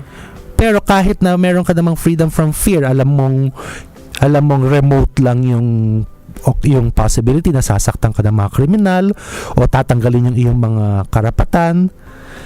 Kung ikaw ay wala namang kabuhayan, wala kang chance to earn, to work. Okay. Diba? Wala kang chance to work, have a decent to have a life. decent living. Okay. Hindi rin freedom yon. Limitado ang freedom mo. And I think it's very basic. Alam naman natin lahat pag wala tayong pera kung ano nangyayari sa atin, di ba? Diba? Wala tayong magawa, hindi tayo makagalaw. I know people, my peers na who for one reason or another ay talagang walang pera, and minsan nakakaawa kasi minsan gusto nila magtrabaho pero ni walang pamasahe o ni wala silang pera para gawin yung kanilang mga requirements sa work. So hindi sila makapagtrabaho. Yes. Eh dahil doon hindi nila mapakain o hindi nila maayos na ma-erase yung kanilang mga children, yung kanilang mga anak. And ito yung mga difficulties. Nakita naman natin yung freedom from want is also a very basic freedom. Kasi kung ikaw ay nagugutom, kung ikaw ay walang means of livelihood, ano magagawa mo? Yes, diba? yes. Kaya napaka-basic na doon. Freedom from want, freedom from fear. So nakita rin natin dito, ano pa yung isang dapat na makikita natin sa isang lipunan in a society. In society, we must have freedom from fear. So that means there has to be order in society. There has to be obedience to laws. There has to be laws na tama, no? Makatarungan. Pero dapat meron ding guarantee yung ability to work, no? Meron din tayong freedom to have decent livelihood. Meron tayong opportunities to work, okay, to earn money, to be producers, 'di ba? To have income. Di naman kailangan mayaman ka, pero at least dapat nandun yung basic opportunities to make a living. So importante to. These are two basic pillars and everybody can see that. Yes. Okay. So what does this mean? At least any society, any country, kahit anong lipunan, dapat is governed in such a way na any person na able-bodied at least, 'di ba?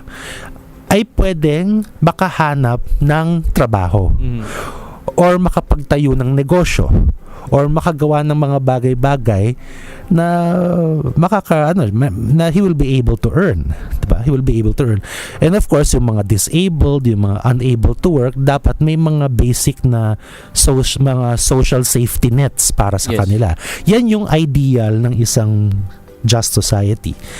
Everybody has the ability to have what they need, to earn what they need, or to get what they need. To live a life with dignity as a human person. Tama, yes, to live a life of dignity. Okay. That respects their dignity. So we have now yung freedom from want, freedom from fear. Now we come to freedom of worship and freedom of speech. Ayan, napaka-controversial na ito, Teacher Tony, lalo na sa isang bansa na namumuhay sa pluralistic society or lipunang napakaraming iba't ibang pananampalataya. Ano nga ba ang kahulugan ng ating freedom of worship? Pahapayawan muna kami, Teacher Kaloy, teacher na tinawag, Sir Kaloy, bago tayo mag-commercial break, ano yung basic definition na kailangan alalahanin natin? Dahil kung inyo maalala, many years ago, nagkaroon ng malaking rally sa EDSA at ang mga kababayan nating kabilang sa isang relihiyon ay nagdala ng mga placard na may nakalagay freedom of religion or freedom of worship. Di ko na po sasabihin kung anong relihiyon ito. Ngunit ano nga ba ang ibig sabihin talaga ng freedom of worship in like 2 or 3 sentences before we discuss it in detail, sir? Okay.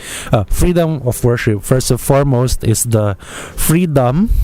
Okay, freedom in the sense na you are free from coercion. Okay. You are walang pipilit sa iyo na maniwala sa isang bagay, no? Walang magtututok ng baril sa iyo.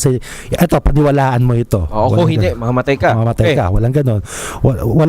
It is the freedom to believe in accordance with what our consciences tell us. Okay. Okay, without coercion and without coercing others. Kasi pwede naman na walang namimilit sa atin. Ako naman yung namimilit. Ikaw naman ang namimilit ng ibang tao. And by the way, gusto ko sabihin, I'm talking here about this is a very important distinction, lalo na I'm from a Catholic apologetic society. Yes. There is a distinction between yung pinag-uusapan natin sa programa na to, which is yung civil freedom. Civil freedom. The freedom of religion in terms of civil life. I'm not talking here about yung religious freedom in the sense of being absolutely free to choose whichever religion you choose. That's another matter. It's important to distinguish this for our viewers. I'm talking here about yung freedom natin bilang citizens to join a religion or to join no religion.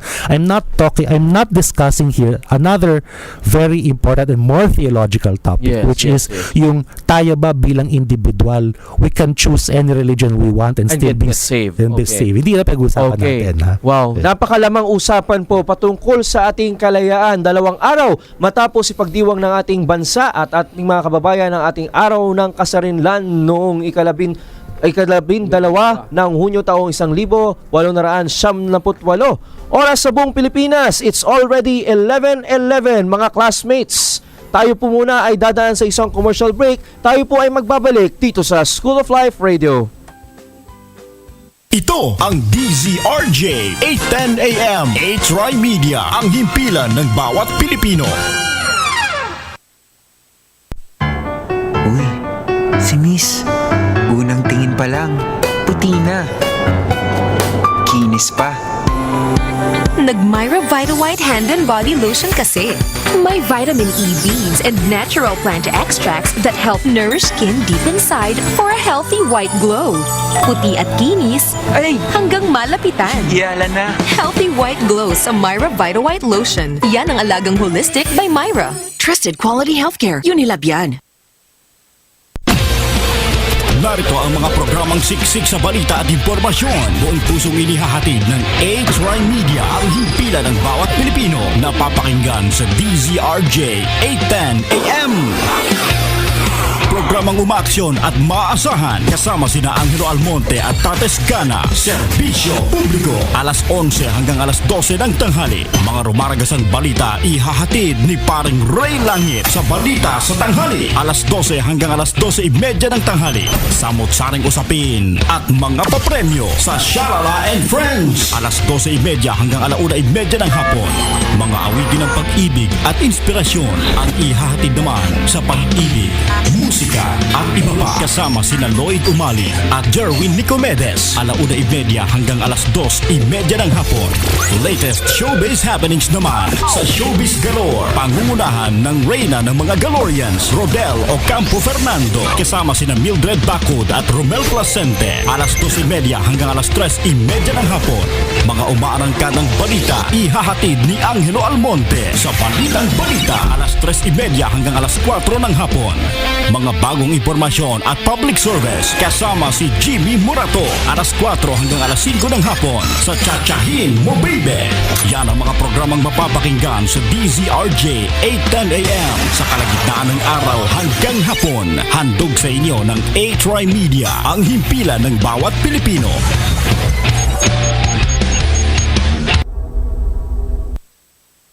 This program is brought to you by 8Try Media Pro Incorporated. And ladies and gentlemen, we are back here in A-Try Media Broadcasting Network. I'm still your teacher motivator in the radio in the classroom. I'm still with my guest co-host today, our teacher Tony, and of course we have our guest to talk about this particularly interesting topic of freedom and responsibility, Mr. Kaloy Palad. Binabati natin ang ating mga Facebook Live viewers, kasama dyan si JM Montesilio, ang mga co-teachers ko sa Part of Northfield School for Boys, ang aking nanay na si Beth Ordonez. Hi Mami, I love you so much. Magkikita tayo mamaya.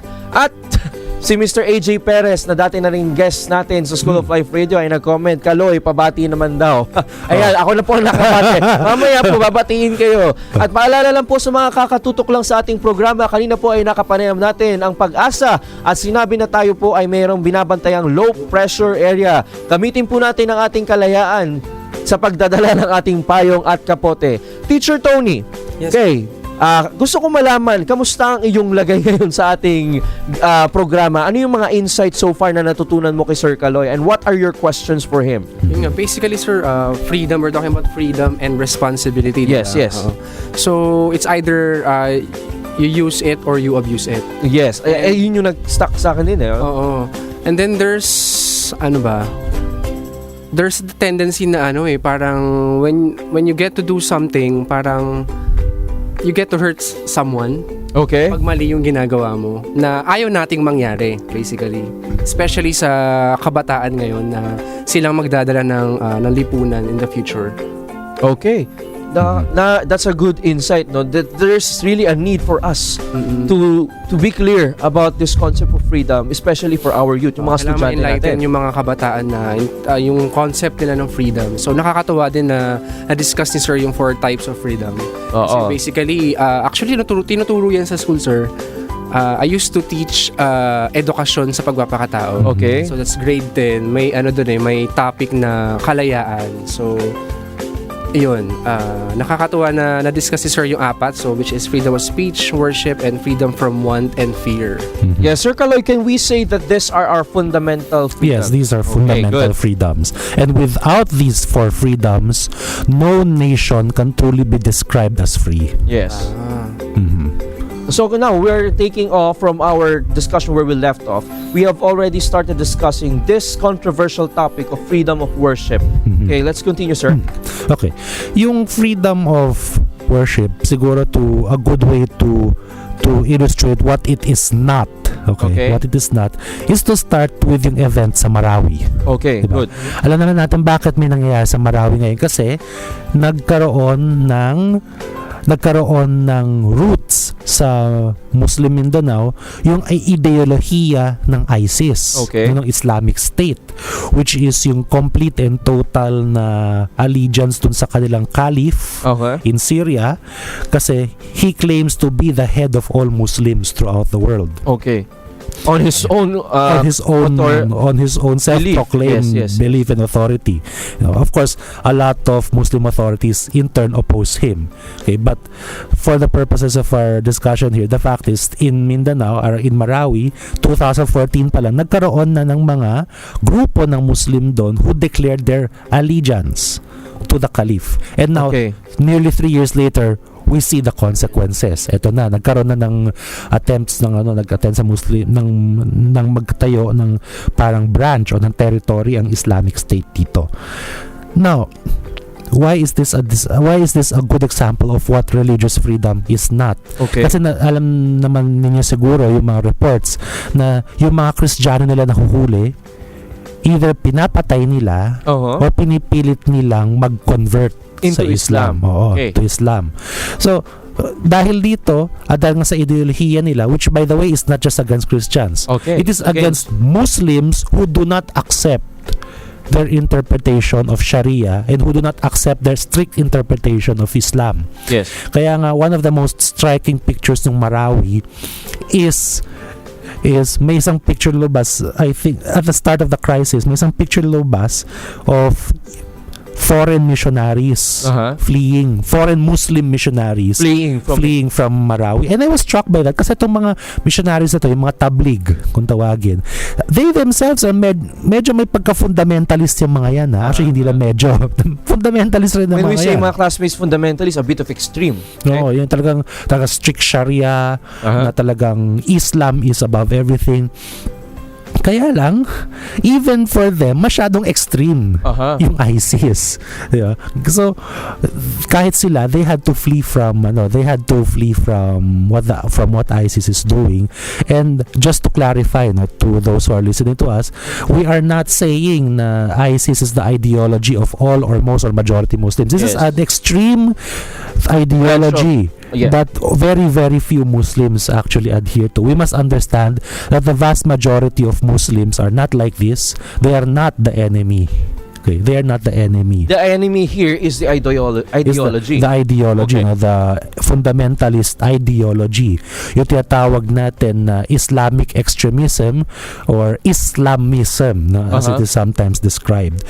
Okay. Pero hindi, as we keep saying, the enemy is Islamic extremism, not Muslims. Kasi Muslims are people. Islam is the faith, Islam is the worldview. faith. Islam is the faith, and Islamic extremism is that particular brand of Islam that tries to impose yung talagang a purist version of Islam by use of force. So that is what freedom of religion is not. Yes. And we can connect it to the two other freedoms I was discussing earlier. If the preaching of a particular religion leads to death, leads to violence, and therefore it violates yung freedom from fear, and if leads to economic destruction, nakita naman natin kung ano nangyari sa Marawi, diba? So it goes against freedom from want. So that is very interesting. That is no longer a proper exercise of freedom of worship. Okay. Kanina nabanggit niyo din naman yung rally ng isang grupo from a particular religion a few years ago, yung kanilang sasabi freedom of religion. Sure. And that the discussion at that time was kung tama ba yung ginagawa nila dun sa isang pamilya that more or less went against the dictates of their leader or people surrounding their leader, diba? And yung tanong na yon, again, is that freedom of religion? In my humble opinion, no. Kasi they were dealing about a legal matter. They were dealing about a police matter. Freedom of worship doesn't mean that a religious body can do anything it likes to another person. Even to the extent of being against the laws of the land. Oo, yung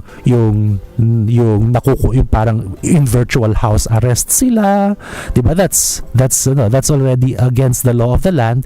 So any religious body would not be allowed to do that. Even ako, as a Catholic, as a Catholic apologist, if I heard that a priest committed a crime, I would be the very first to say, let it be dealt with according to the laws of the land. Yes, and let justice be. Let justice, sir. Of course, bigyan rin natin ng due process, kasi minsan ang problema naman yung mga pari natin, pag sila'y naakusahan of crime, usually sexual abuse, Yes, diba? yes. Madalas condemnation by condemnation agad yung condemnation agad without a proper hearing, without due process.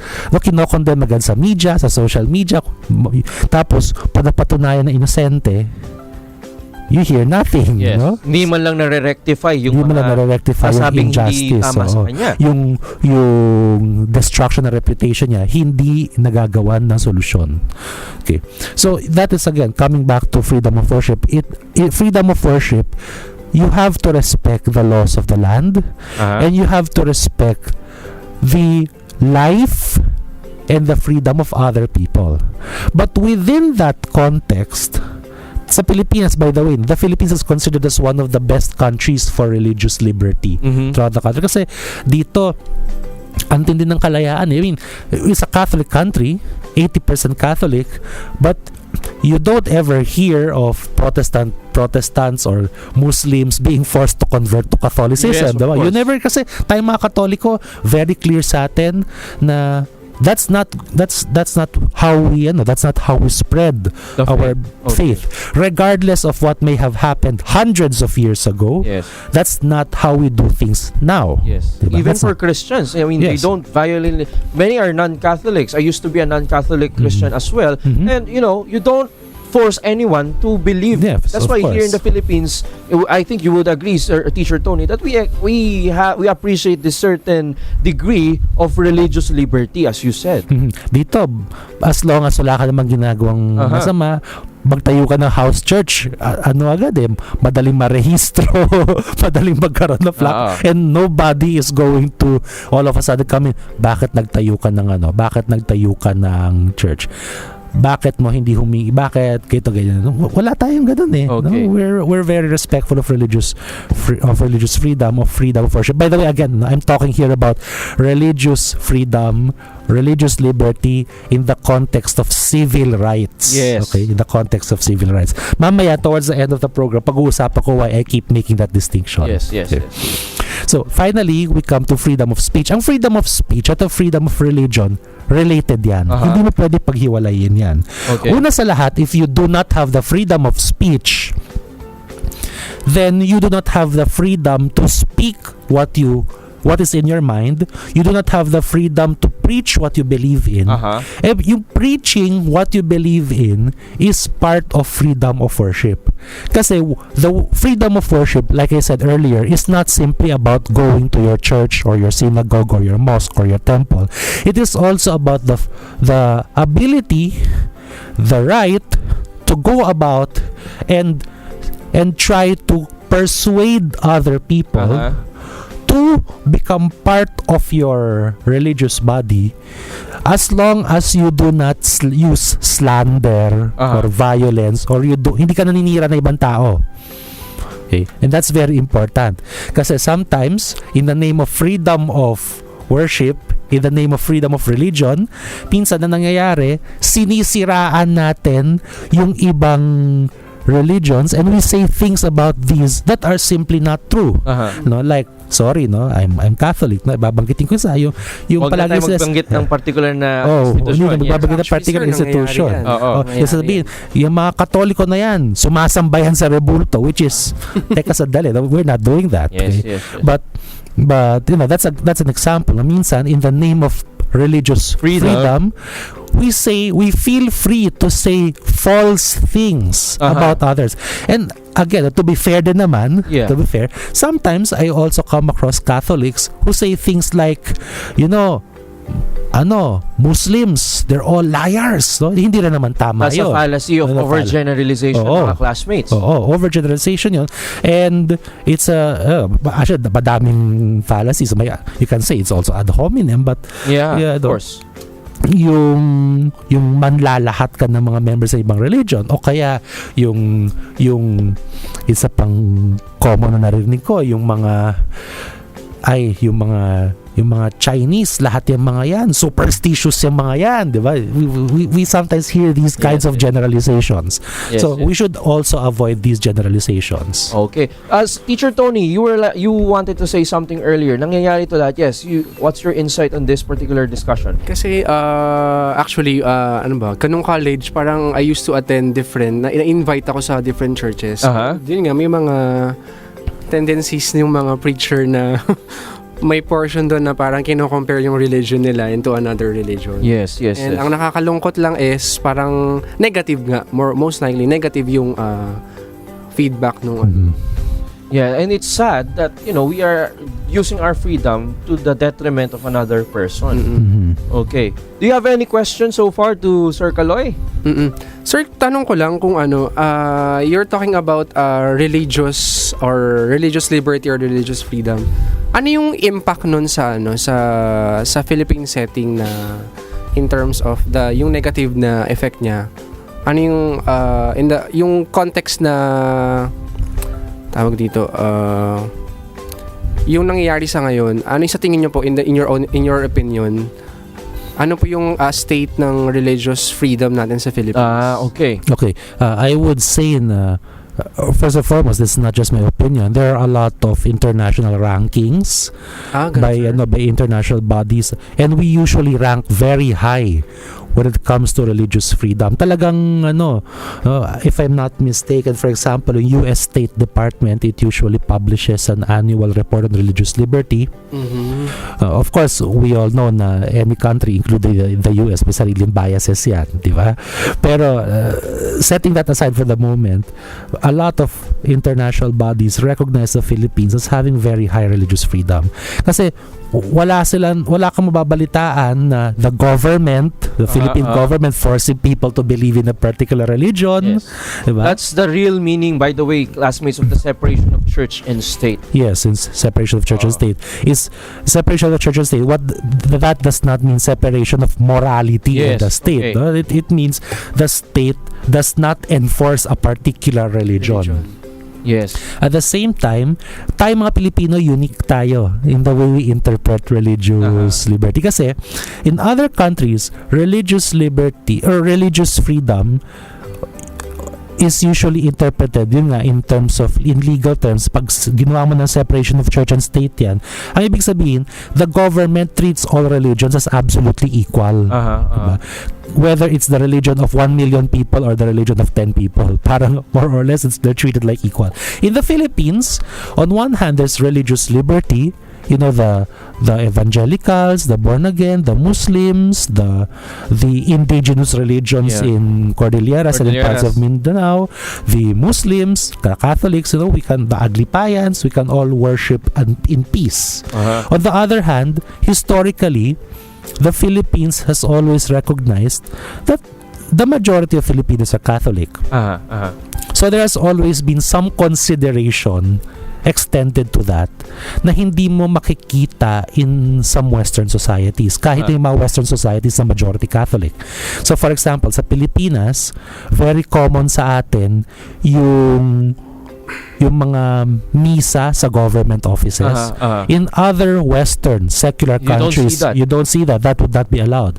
But in the Philippines, it's understood na giving the Catholic majority the right to worship as they want doesn't mean that the religious liberty or the religious freedom of evangelicals are hindered. Hindi naman porque may misa sa government office doesn't mean hindi na pwedeng mag-meet yung mga born again or evangelical somewhere else to worship. No? So may ganun may ganung uniqueness ang Pilipinas. In Muslim Mindanao, 'Diba? In Muslim Mindanao, Islam has a special status. Yes, we even have schools we call madrasa for our brethren who are Muslims. Kasi it's understood that there, Islam is the religion of the majority. It has to be respected. Yes. Okay. So, yun ang isang gusto kong bagay sa Philippines. I think we can actually be proud of this. No? I would call it the Philippine model of religious coexistence. Na there is on one hand religious liberty, civil liberty for other religions to worship peacefully in the open, while at the same time respecting the fact that the majority of Filipinos belong to a particular religion. Catholicism in most of the Philippines, Islam in parts of Mindanao. Yes. Kaya nga yung Marawi, it's called the Islamic City of Marawi. Yun ang formal name talaga niya. It is actually the formal name, the Islamic City of Marawi, to underline na it is a specifically Muslim city. Okay. Sir Kaloy, may tanong tayo dito from our viewers, si J.M. Montesilio, a good friend of mine. Pwede kayang makasuhan ng mga preachers na nagsaslander, telling things against other particular religions? Yes. Is that a possibility? What do you think? To some extent, siguro, no? From what I know, there have been complaints in the past. No, I just don't know. There have been legal complaints in the past. Hindi ko lang alam to what extent they prospered in courts of law. Unfortunately, I'm not an expert on that. Okay. Yun. Pero ang alam ko, there have been cases. And perhaps this is something to which our congressmen can pay attention, no? Although alam din naman natin na trying to regulate things like this using the law can also be a double-edged sword. Kasi minsan the line between telling the truth and slander, admittedly sometimes it's also thin, so it has to be a very careful line that you draw. I see. All right. Teacher Tony, you have any other questions? Go. All right. Sir, ano pa po ang ibang kailangan nating alalahanin sa konsepto ng kalayaan o freedom? Okay. Again, earlier in this program, I quoted from Franklin Delano Roosevelt. And then I quoted from Edmund Burke. Yes. Okay. I'm going to quote from a third thinker. Okay. And once more, it's not Catholic, by the way. No? Actually, Catholic siya, pero he wrote about the United States in the 19th century. When he was not yet Catholic. He was already Catholic, pero kumbaga, he didn't write from a specifically Catholic point of view. Okay, good. Yeah, I'm talking here about Alexis de Tocqueville. Okay. Who wrote about democracy in the United States in the earlier part of the 19th century. Okay. Sabi niya, democratic peoples always like equality. Equality. But there are times when their passion for it turns to delirium. It is no use pointing out that freedom is slipping from their grasp while they look the other way. Okay. I'll repeat that. Democratic peoples always like equality. But there are times when their passion for it turns to delirium. It is no use pointing out that freedom is slipping from their grasp while they look the other way. Okay. Nako, mahaba-habang explanation ito. Malalim, malaman. Kanina napag-usapan natin for freedoms, diba? Mayroong of speech, of worship, from want, from fear. Now, we live at a time when terrorism is becoming a very frequent occurrence, diba? And because of that, ang isa sa mga pinag-uusapan ngayon, not just in the Philippines but everywhere in the world, is kailangan bang limitahan ang civil liberties? Okay. In order to protect yung basic rights ng mga tao, yung basic rights nila to life, and yung basic rights nila to live in an ordered society. In the Philippines, nung nag-declare si President Duterte ng martial law, nagkaroon ng mga discussions tungkol dyan. Kailangan ba talaga ng martial law? Now, we're not going to tackle that here, okay? Pero I just mentioned that. It's an example of the discussion. And this is worldwide.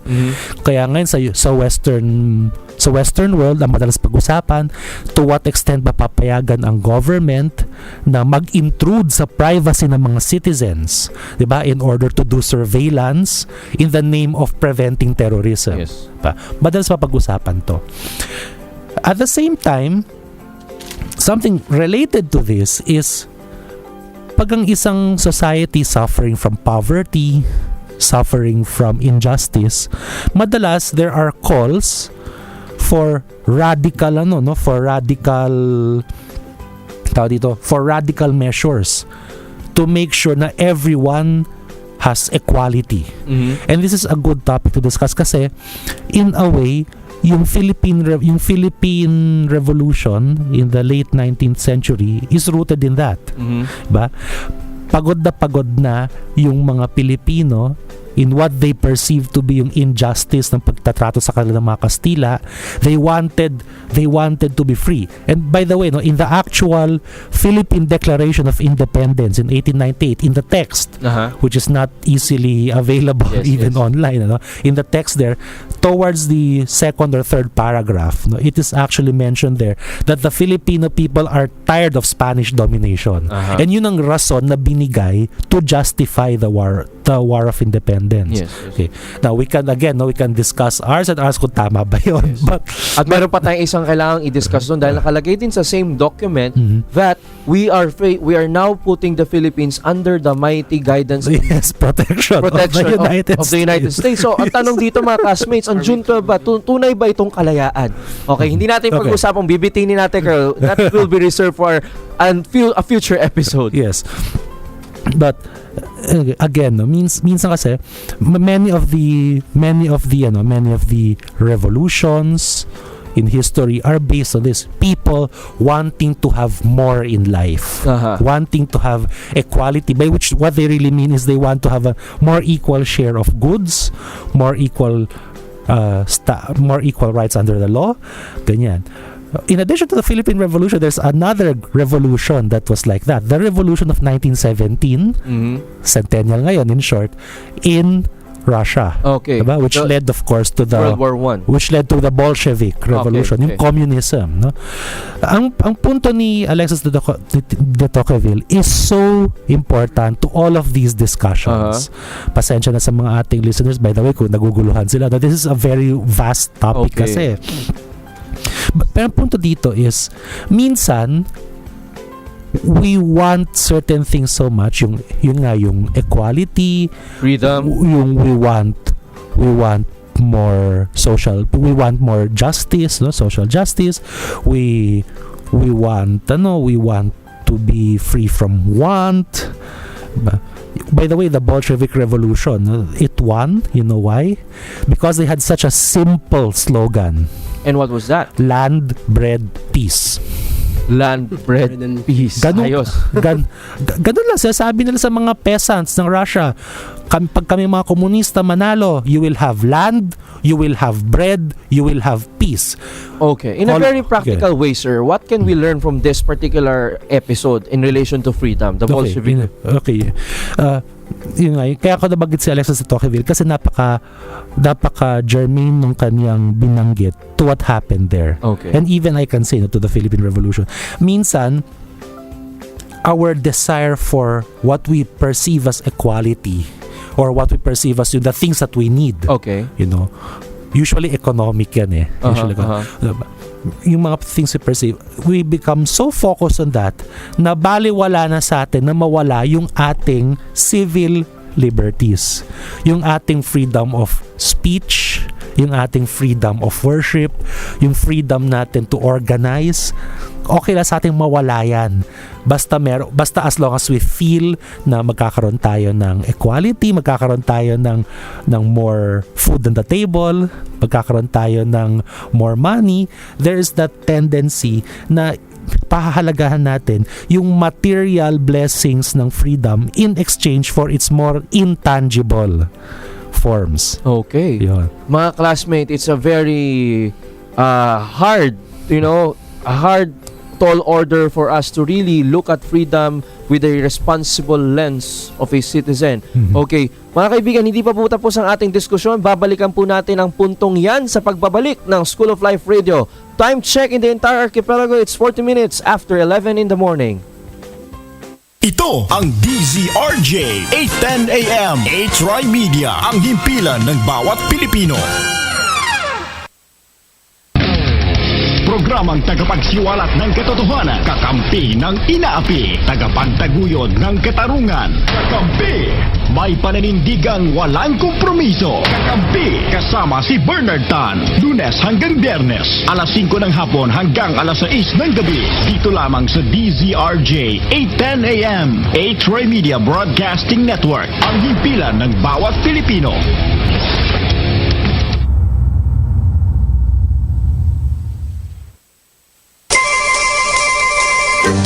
Tsahtsahin mo baby! Ang programang sagana sa mga bagong impormasyon at dagdag kaalaman sa ating kapaligiran. Naghahatid ng mahahalagang mga balita at una ang public service. Tsahtsahin mo baby! Kasama si Jimmy Morato, Lunes hanggang Biyernes, alas 4 hanggang alas 5 ng hapon, dito sa DZRJ 810 AM. Hatid sa inyo ng A-Tri Media, ang himpilan ng bawat Pilipino.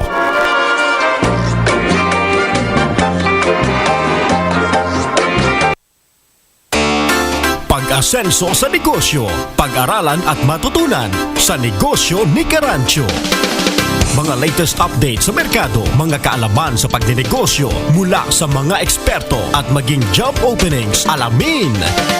Ihahatid sa inyo ng ating nag-iisang Carancio sa negosyo, Miguel Hill, sa negosyo ni Carancio. Negosyo ni Carancio, tuwing Sabado 1:00 hanggang alas 3 ng hapon at Linggo alas 12 ng tanghali hanggang 1:30 ng hapon. Dito lang sa DZRJ 810 AM, A-Troy Media, ang himpilan ng bawat Pilipino.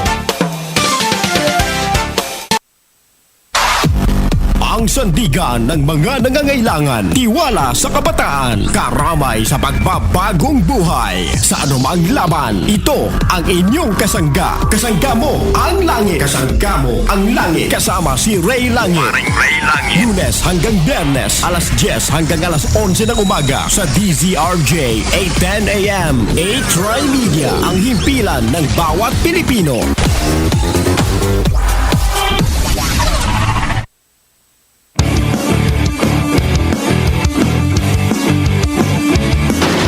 Pangunahing balita at impormasyon na dapat ninyong malaman, mga kabulukan, pasisingawin at isisiwalat sa Lapid Fire. Makabuluhan at makatotohanang komentaryo para sa kapakanan ng bayan, ihahatid sa inyo ni Percy Lapid. Lunes hanggang Biyernes, alas 10:30 hanggang alas 12 ng hating gabi sa Lapid Fire. Samahan si Percy Lapid dito sa DZRJ 810 AM. Hatid sa inyo ng A-Tri Media, ang himpilan ng bawat Pilipino.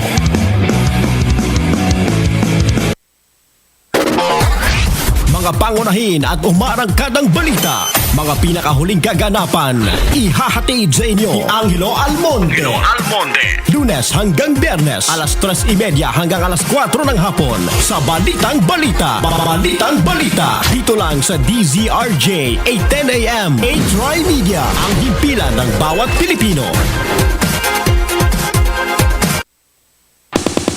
Pambungad na balita at impormasyon sa DZRJ Balitang Supremo.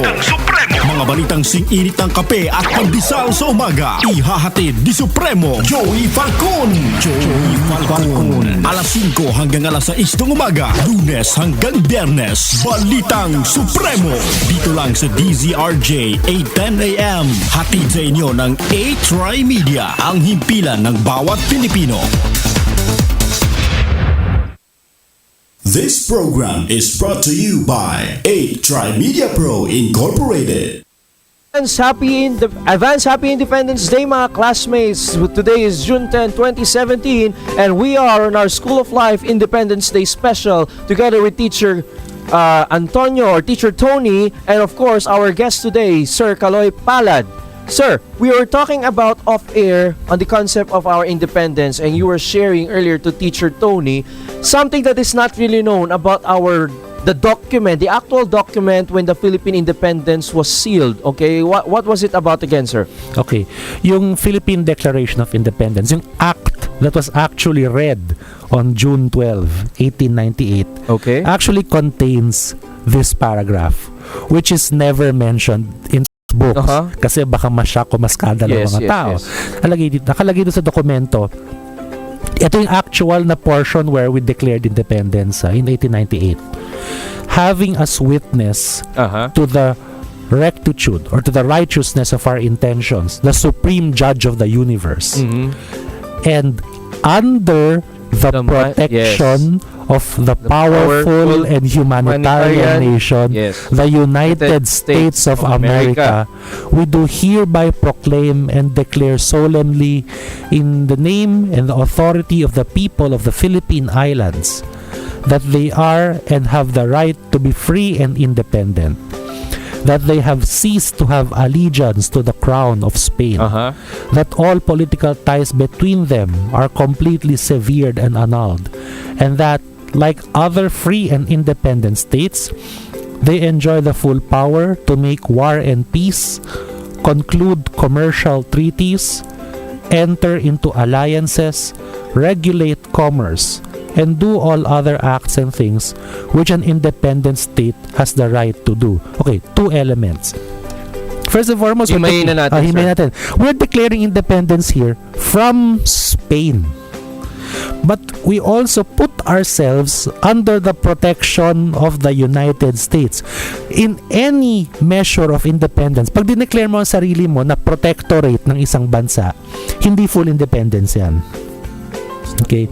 It's just an independence from a former oppressor. From a former But oppressor. it's like a go signal for another country to Actually, pwede mo sabihin na this is the padrino system writ large eh. In Philippine society, alam naman natin, di ba, yung kilang dapat may padrino ka, yung dapat may parang protector ka. Ganon din yung tingin ng ating ng mga leaders ng Philippine Revolution ng 1898, naghahanap ng padrino. And the United States happened to be that padrino. Well, unfortunately for them, in less than a year, the United States immediately came in to take full control of the Philippines, di ba? And pwede mo sabihin na perhaps the seeds of that were already planted in our actual Declaration of Independence. Kasi sinabi natin, under the protection of the United States tayo eh. Yeah. So doon pa lang, may kulang. At saka isa pa siguro na hindi alam ng karamihan sa ating mga classmates. Naalala ko from my college professor, si Sir Alvin Campomanes, he shared with us na nung day na naglaban ang mga Kastila at ang mga Amerikano sa loob ng Intramuros, at ang ating mga kawal Pilipino ay naghihintay sa loob papasukin upang mailaban nila ang ating kalayaan, lingid sa kanilang kaalaman na nung time na yan ay may usapan na ang Amerika at ang Espanya na yung labanan na yun ay stage fight na lamang. Staged fight lang. For formality sake, para maipakita na lumaban ang Espanya para sa kanyang kolonya. Yes, that's diba? true. Actually, kasi the Spaniards, they had the concept of parang alam nilang talo na sila eh. Ayaw lang nila magpatalo. Alam nilang talo sila, pero they wanted to go through a pro forma fight, na parang kunwari may konting labanan para hindi masasabi na hindi lumaban yung mga Kastila, that they surrendered without a fight. Kasi if they surrendered without a fight, disgraced sila, dishonored sila. Pero if they kahit paano they put up a bit of a fight for Intramuros, that would be considered parang honorable grounds. Tapos nag-surrender sila kasi hindi nila kaya labanan yung mga ganyan-ganyan. Kasi the Americans are too powerful, ganyan-ganyan. But it was actually agreed between the Spanish High Command and the American military leaders. Already had a secret agreement, which by the way ay lingid sa kaalaman hindi lamang ng mga Pilipino kundi kahit yung rank and file ng mga soldiers sila. Hindi naman talaga alam niya, which is why actually, if I'm not mistaken, there were still nagkaroon pa rin ng casualties during the actual battle. Of course. Sir, nakasulat yan sa mga history books. Yeah, it is in the history It's not book. just, this is a wonder, Sir Kaloy, Teacher Tony, many students are actually unaware of this nitty-gritty details of the revolution. What do you think is the reason behind this, sir? To be fair, kasi any country, especially when it attains to political independence, tries to engage in propaganda. This is natural. Okay, it happens everywhere. That sort of presents the beginnings of independence in a very heroic light. Kailangan pakita mo lahat yung yung fight for independence was super heroic, malinis, talagang idealistic, walang bahid. So part of that means soft pedaling or not talking about the dirtier details of history. Yes.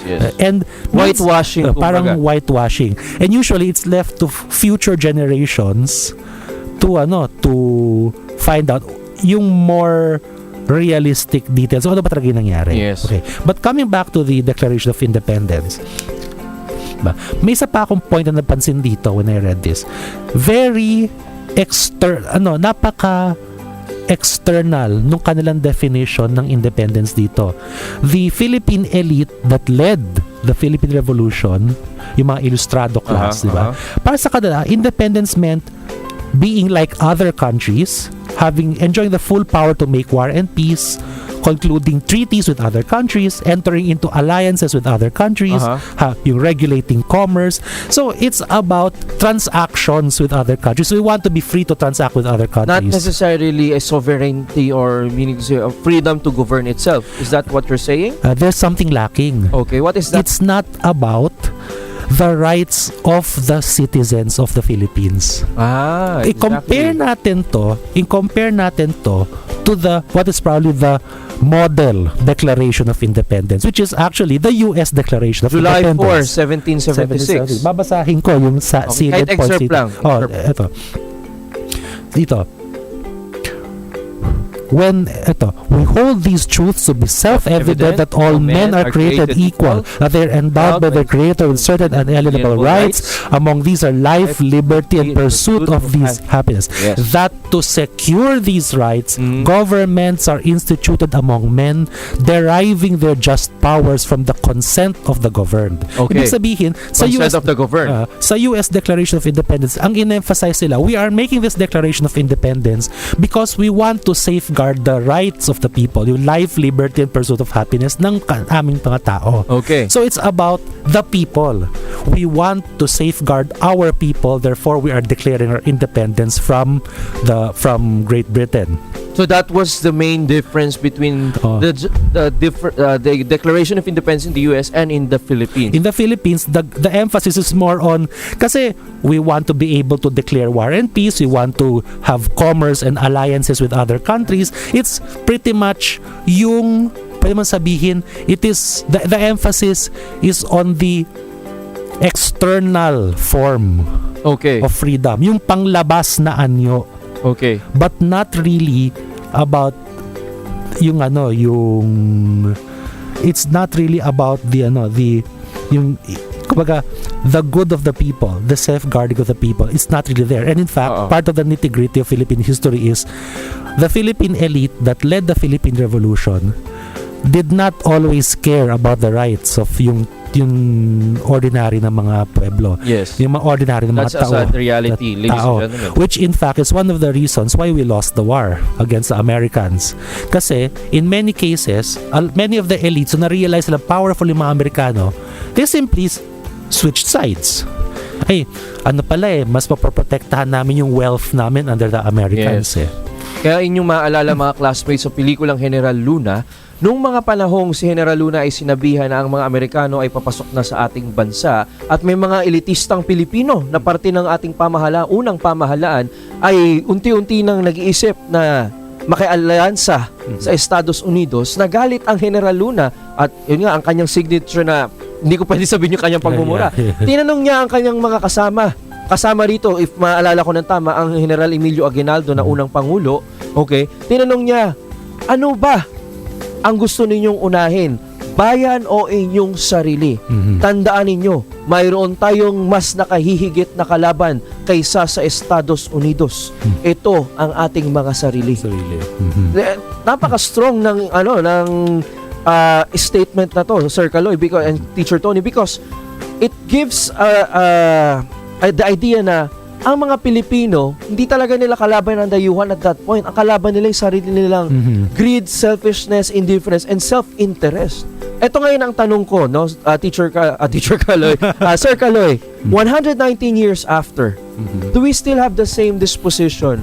And are we still far from true freedom? Or are we really free now that we have a sovereign government? But as individual Filipinos as a people, can we say that we have already lived the fruits of our freedom? My answer would be an unequivocal no. Okay, why so? Okay, I will not exaggerate, no. Okay. We have political independence. Okay. And sovereignty as a nation. We have sovereignty. We have legal sovereignty as a nation. Whatever you might think about Duterte, the fact that he has managed to do what he has done with regards to the United States, and he is still alive, yes. That already tells you na hindi naman tayo completely and totally under other countries. So let's not think that way, kasi minsan may tendency naman when discussing Philippine independence, especially in the past, narinig ko yung hindi naman talaga tayo malaya, kontrolado pa rin tayo ng states. Well, is that a valid claim? The United States has a lot of influence. It has a lot of influence. But it is not correct then to say na we are totally dependent on them. Hindi na naman tama yun. So what limits our independence? What makes it, as it were, kumbaga, what prevents it from fully flowering, as it were? I think it's the fact that we as a country, we as a nation, we don't really know what we stand for. Okay. We don't really know what we stand for. In the lalong-lalo na in the last few years, napansin ko, lumalakas ulit yung regionalism. People thinking of themselves not as Filipinos but as parts of different regions of the Philippines. Yes. And even yung nangyayari ngayon sa Marawi, no? That is the attempt to carve out an independent Islamic state in the middle of Mindanao. Now we can argue na yung Moro separatism has existed for a long time. It has existed for a long time. But this is completely different yung ginagawa ng ISIS ngayon, no? Kasi they are driving out even their fellow Muslims who don't agree with them. So all in all, I can connect this to the biggest issue of all, I think, which actually we haven't really touched much of the in the rest of the discussion today. Ano ba talaga ang Pilipinas? Okay. What is our identity ba talaga as this Philippine nation? What does the Philippines as a nation really stand for? What are its values? What are its ideals? Wala yung ganung common common ground, common narrative kung ano ba tayo bilang bansa Pwede mo sabihin na meron tayong identity crisis as a country Okay. No? And yung freedom natin is intimately linked to that. Kasi pag tayong mga Pilipino, we don't really know where this nation is going, we will not necessarily use our freedom to build it up. And we are just actually going on our own separate ways. We will go on our own separate ways. We will be exercising our freedom for our own personal wants, our own personal goals, but the idea of doing what we're doing to contribute to nation building is absent.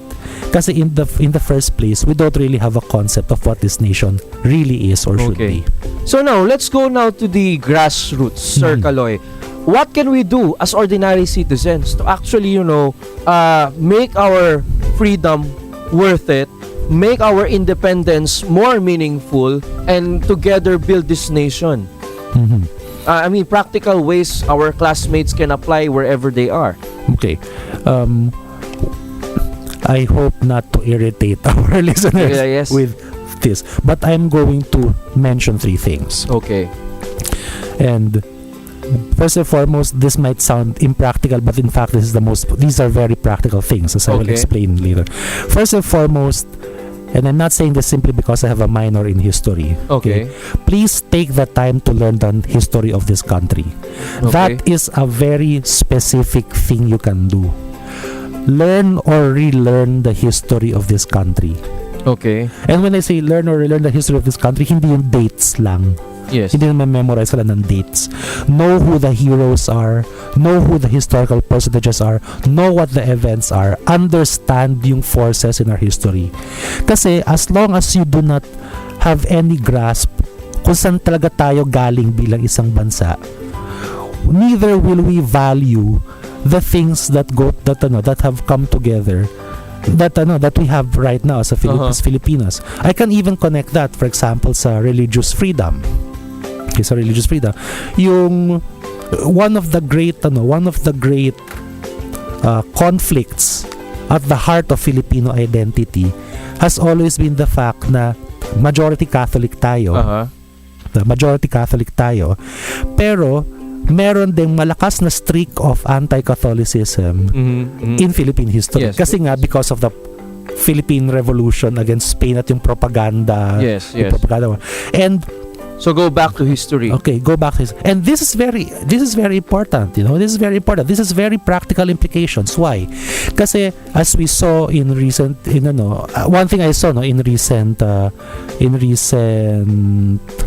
years, even here in the Philippines, whenever the Philippine church tries to speak out on moral issues, that's so true.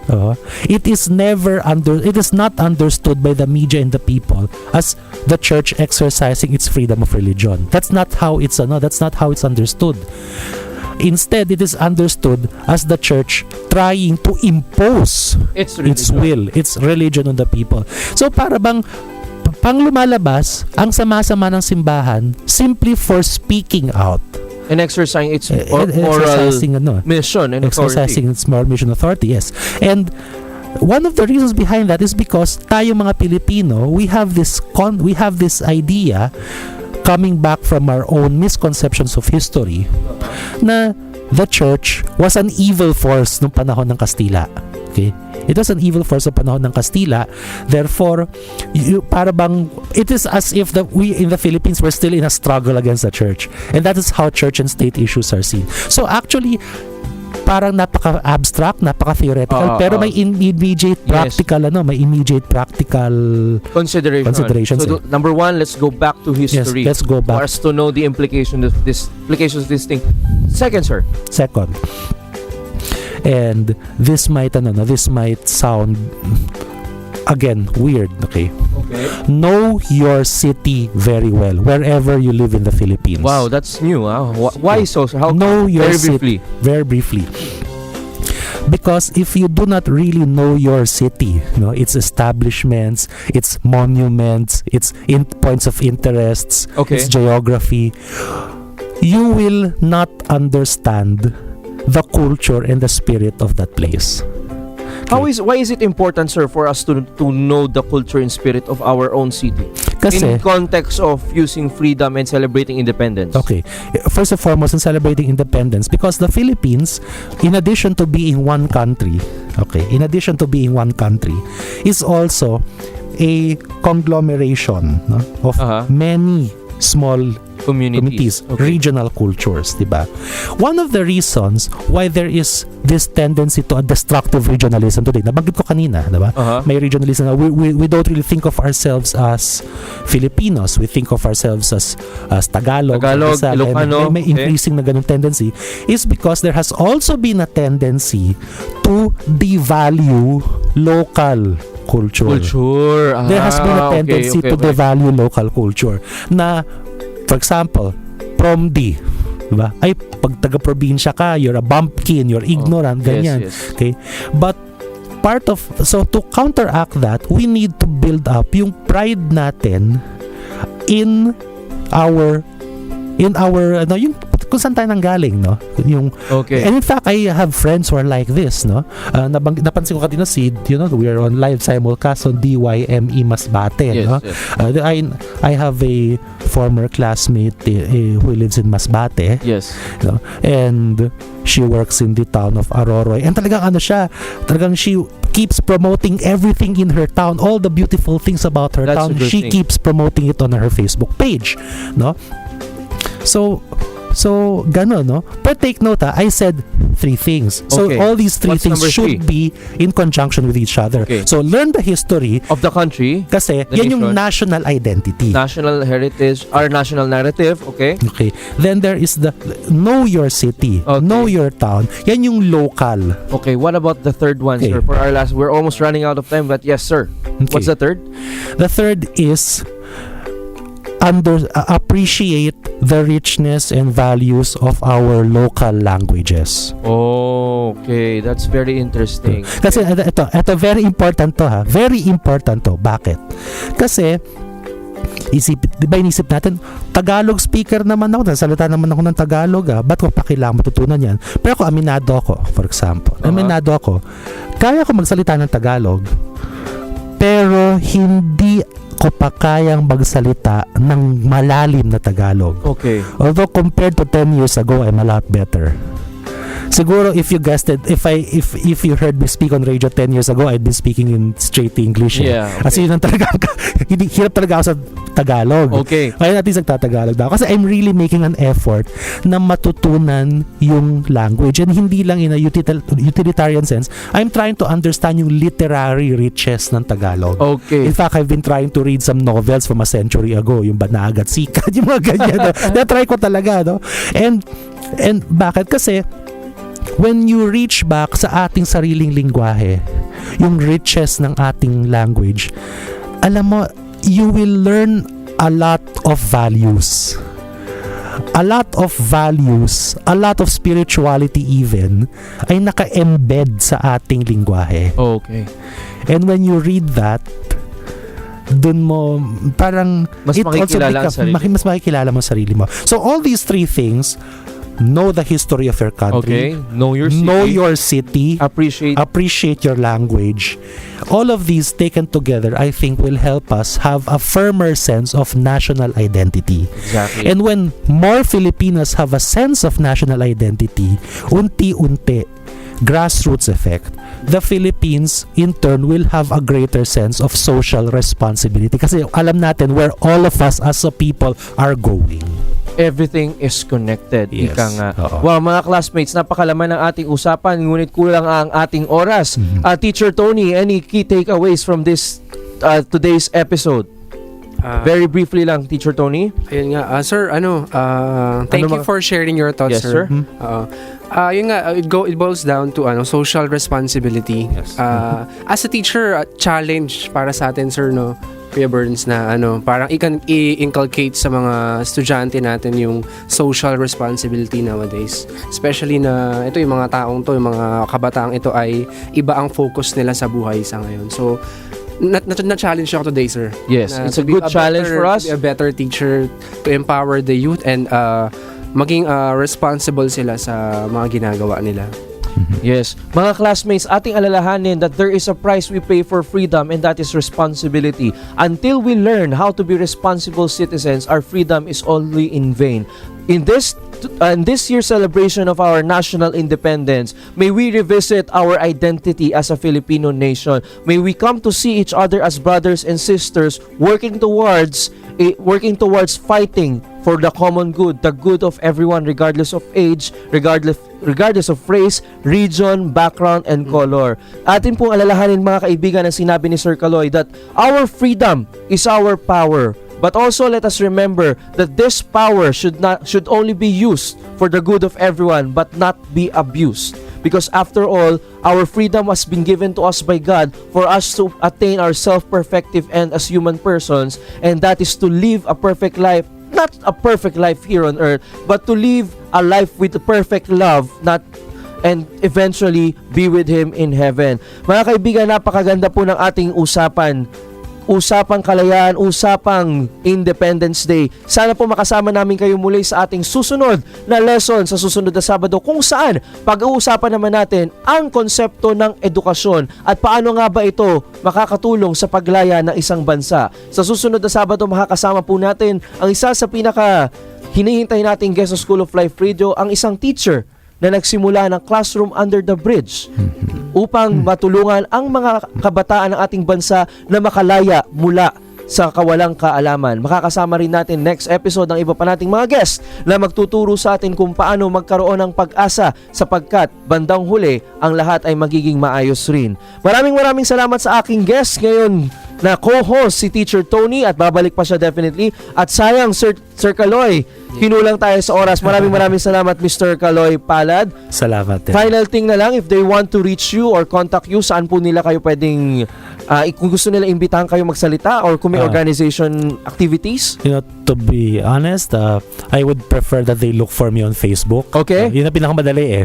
Okay. So, you just look for Carlos Antonio Palad. Alright, maraming salamat mga classmates sa buhay. Isang masaya at makabuluhang klase na ng buhay na naman po ang inyong natunghayan dito sa inyong paboritong classroom tuwing Sabadong umaga, ang School of Life Radio. Sana po mga kaibigan matutunan nating lalong mahalin ang ating bansa sapagkat tayo'y nilagay ng may kapal dito sa ating bansa dahil tayo ay may misyong nararapat gampanan. Mga kaibigan, wag na wag po ninyong kakalimutan tumutok sa School of Life Radio tuwing Sabado ng umaga. Sa ngalan po ng isa sa pinakakilalang motivational speaker sa ating bansa, ang nag-iisang voice master ng Pilipinas. Ako naman po ang inyong teacher motivator sa classroom at sa radyo, si Kuya Burns. Lagi niyo pong aalalahanin dito sa School of Life Radio, classroom mo ang buong mundo. God bless everyone. We love you. Thank you.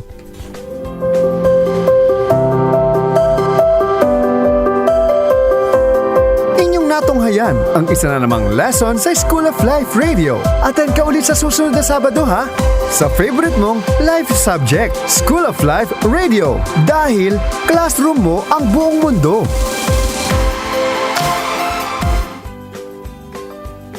Ang DZRJ 810 AM A-Try Media, ang himpilan ng bawat Pilipino. Narito ang mga programang siksik sa balita at impormasyon.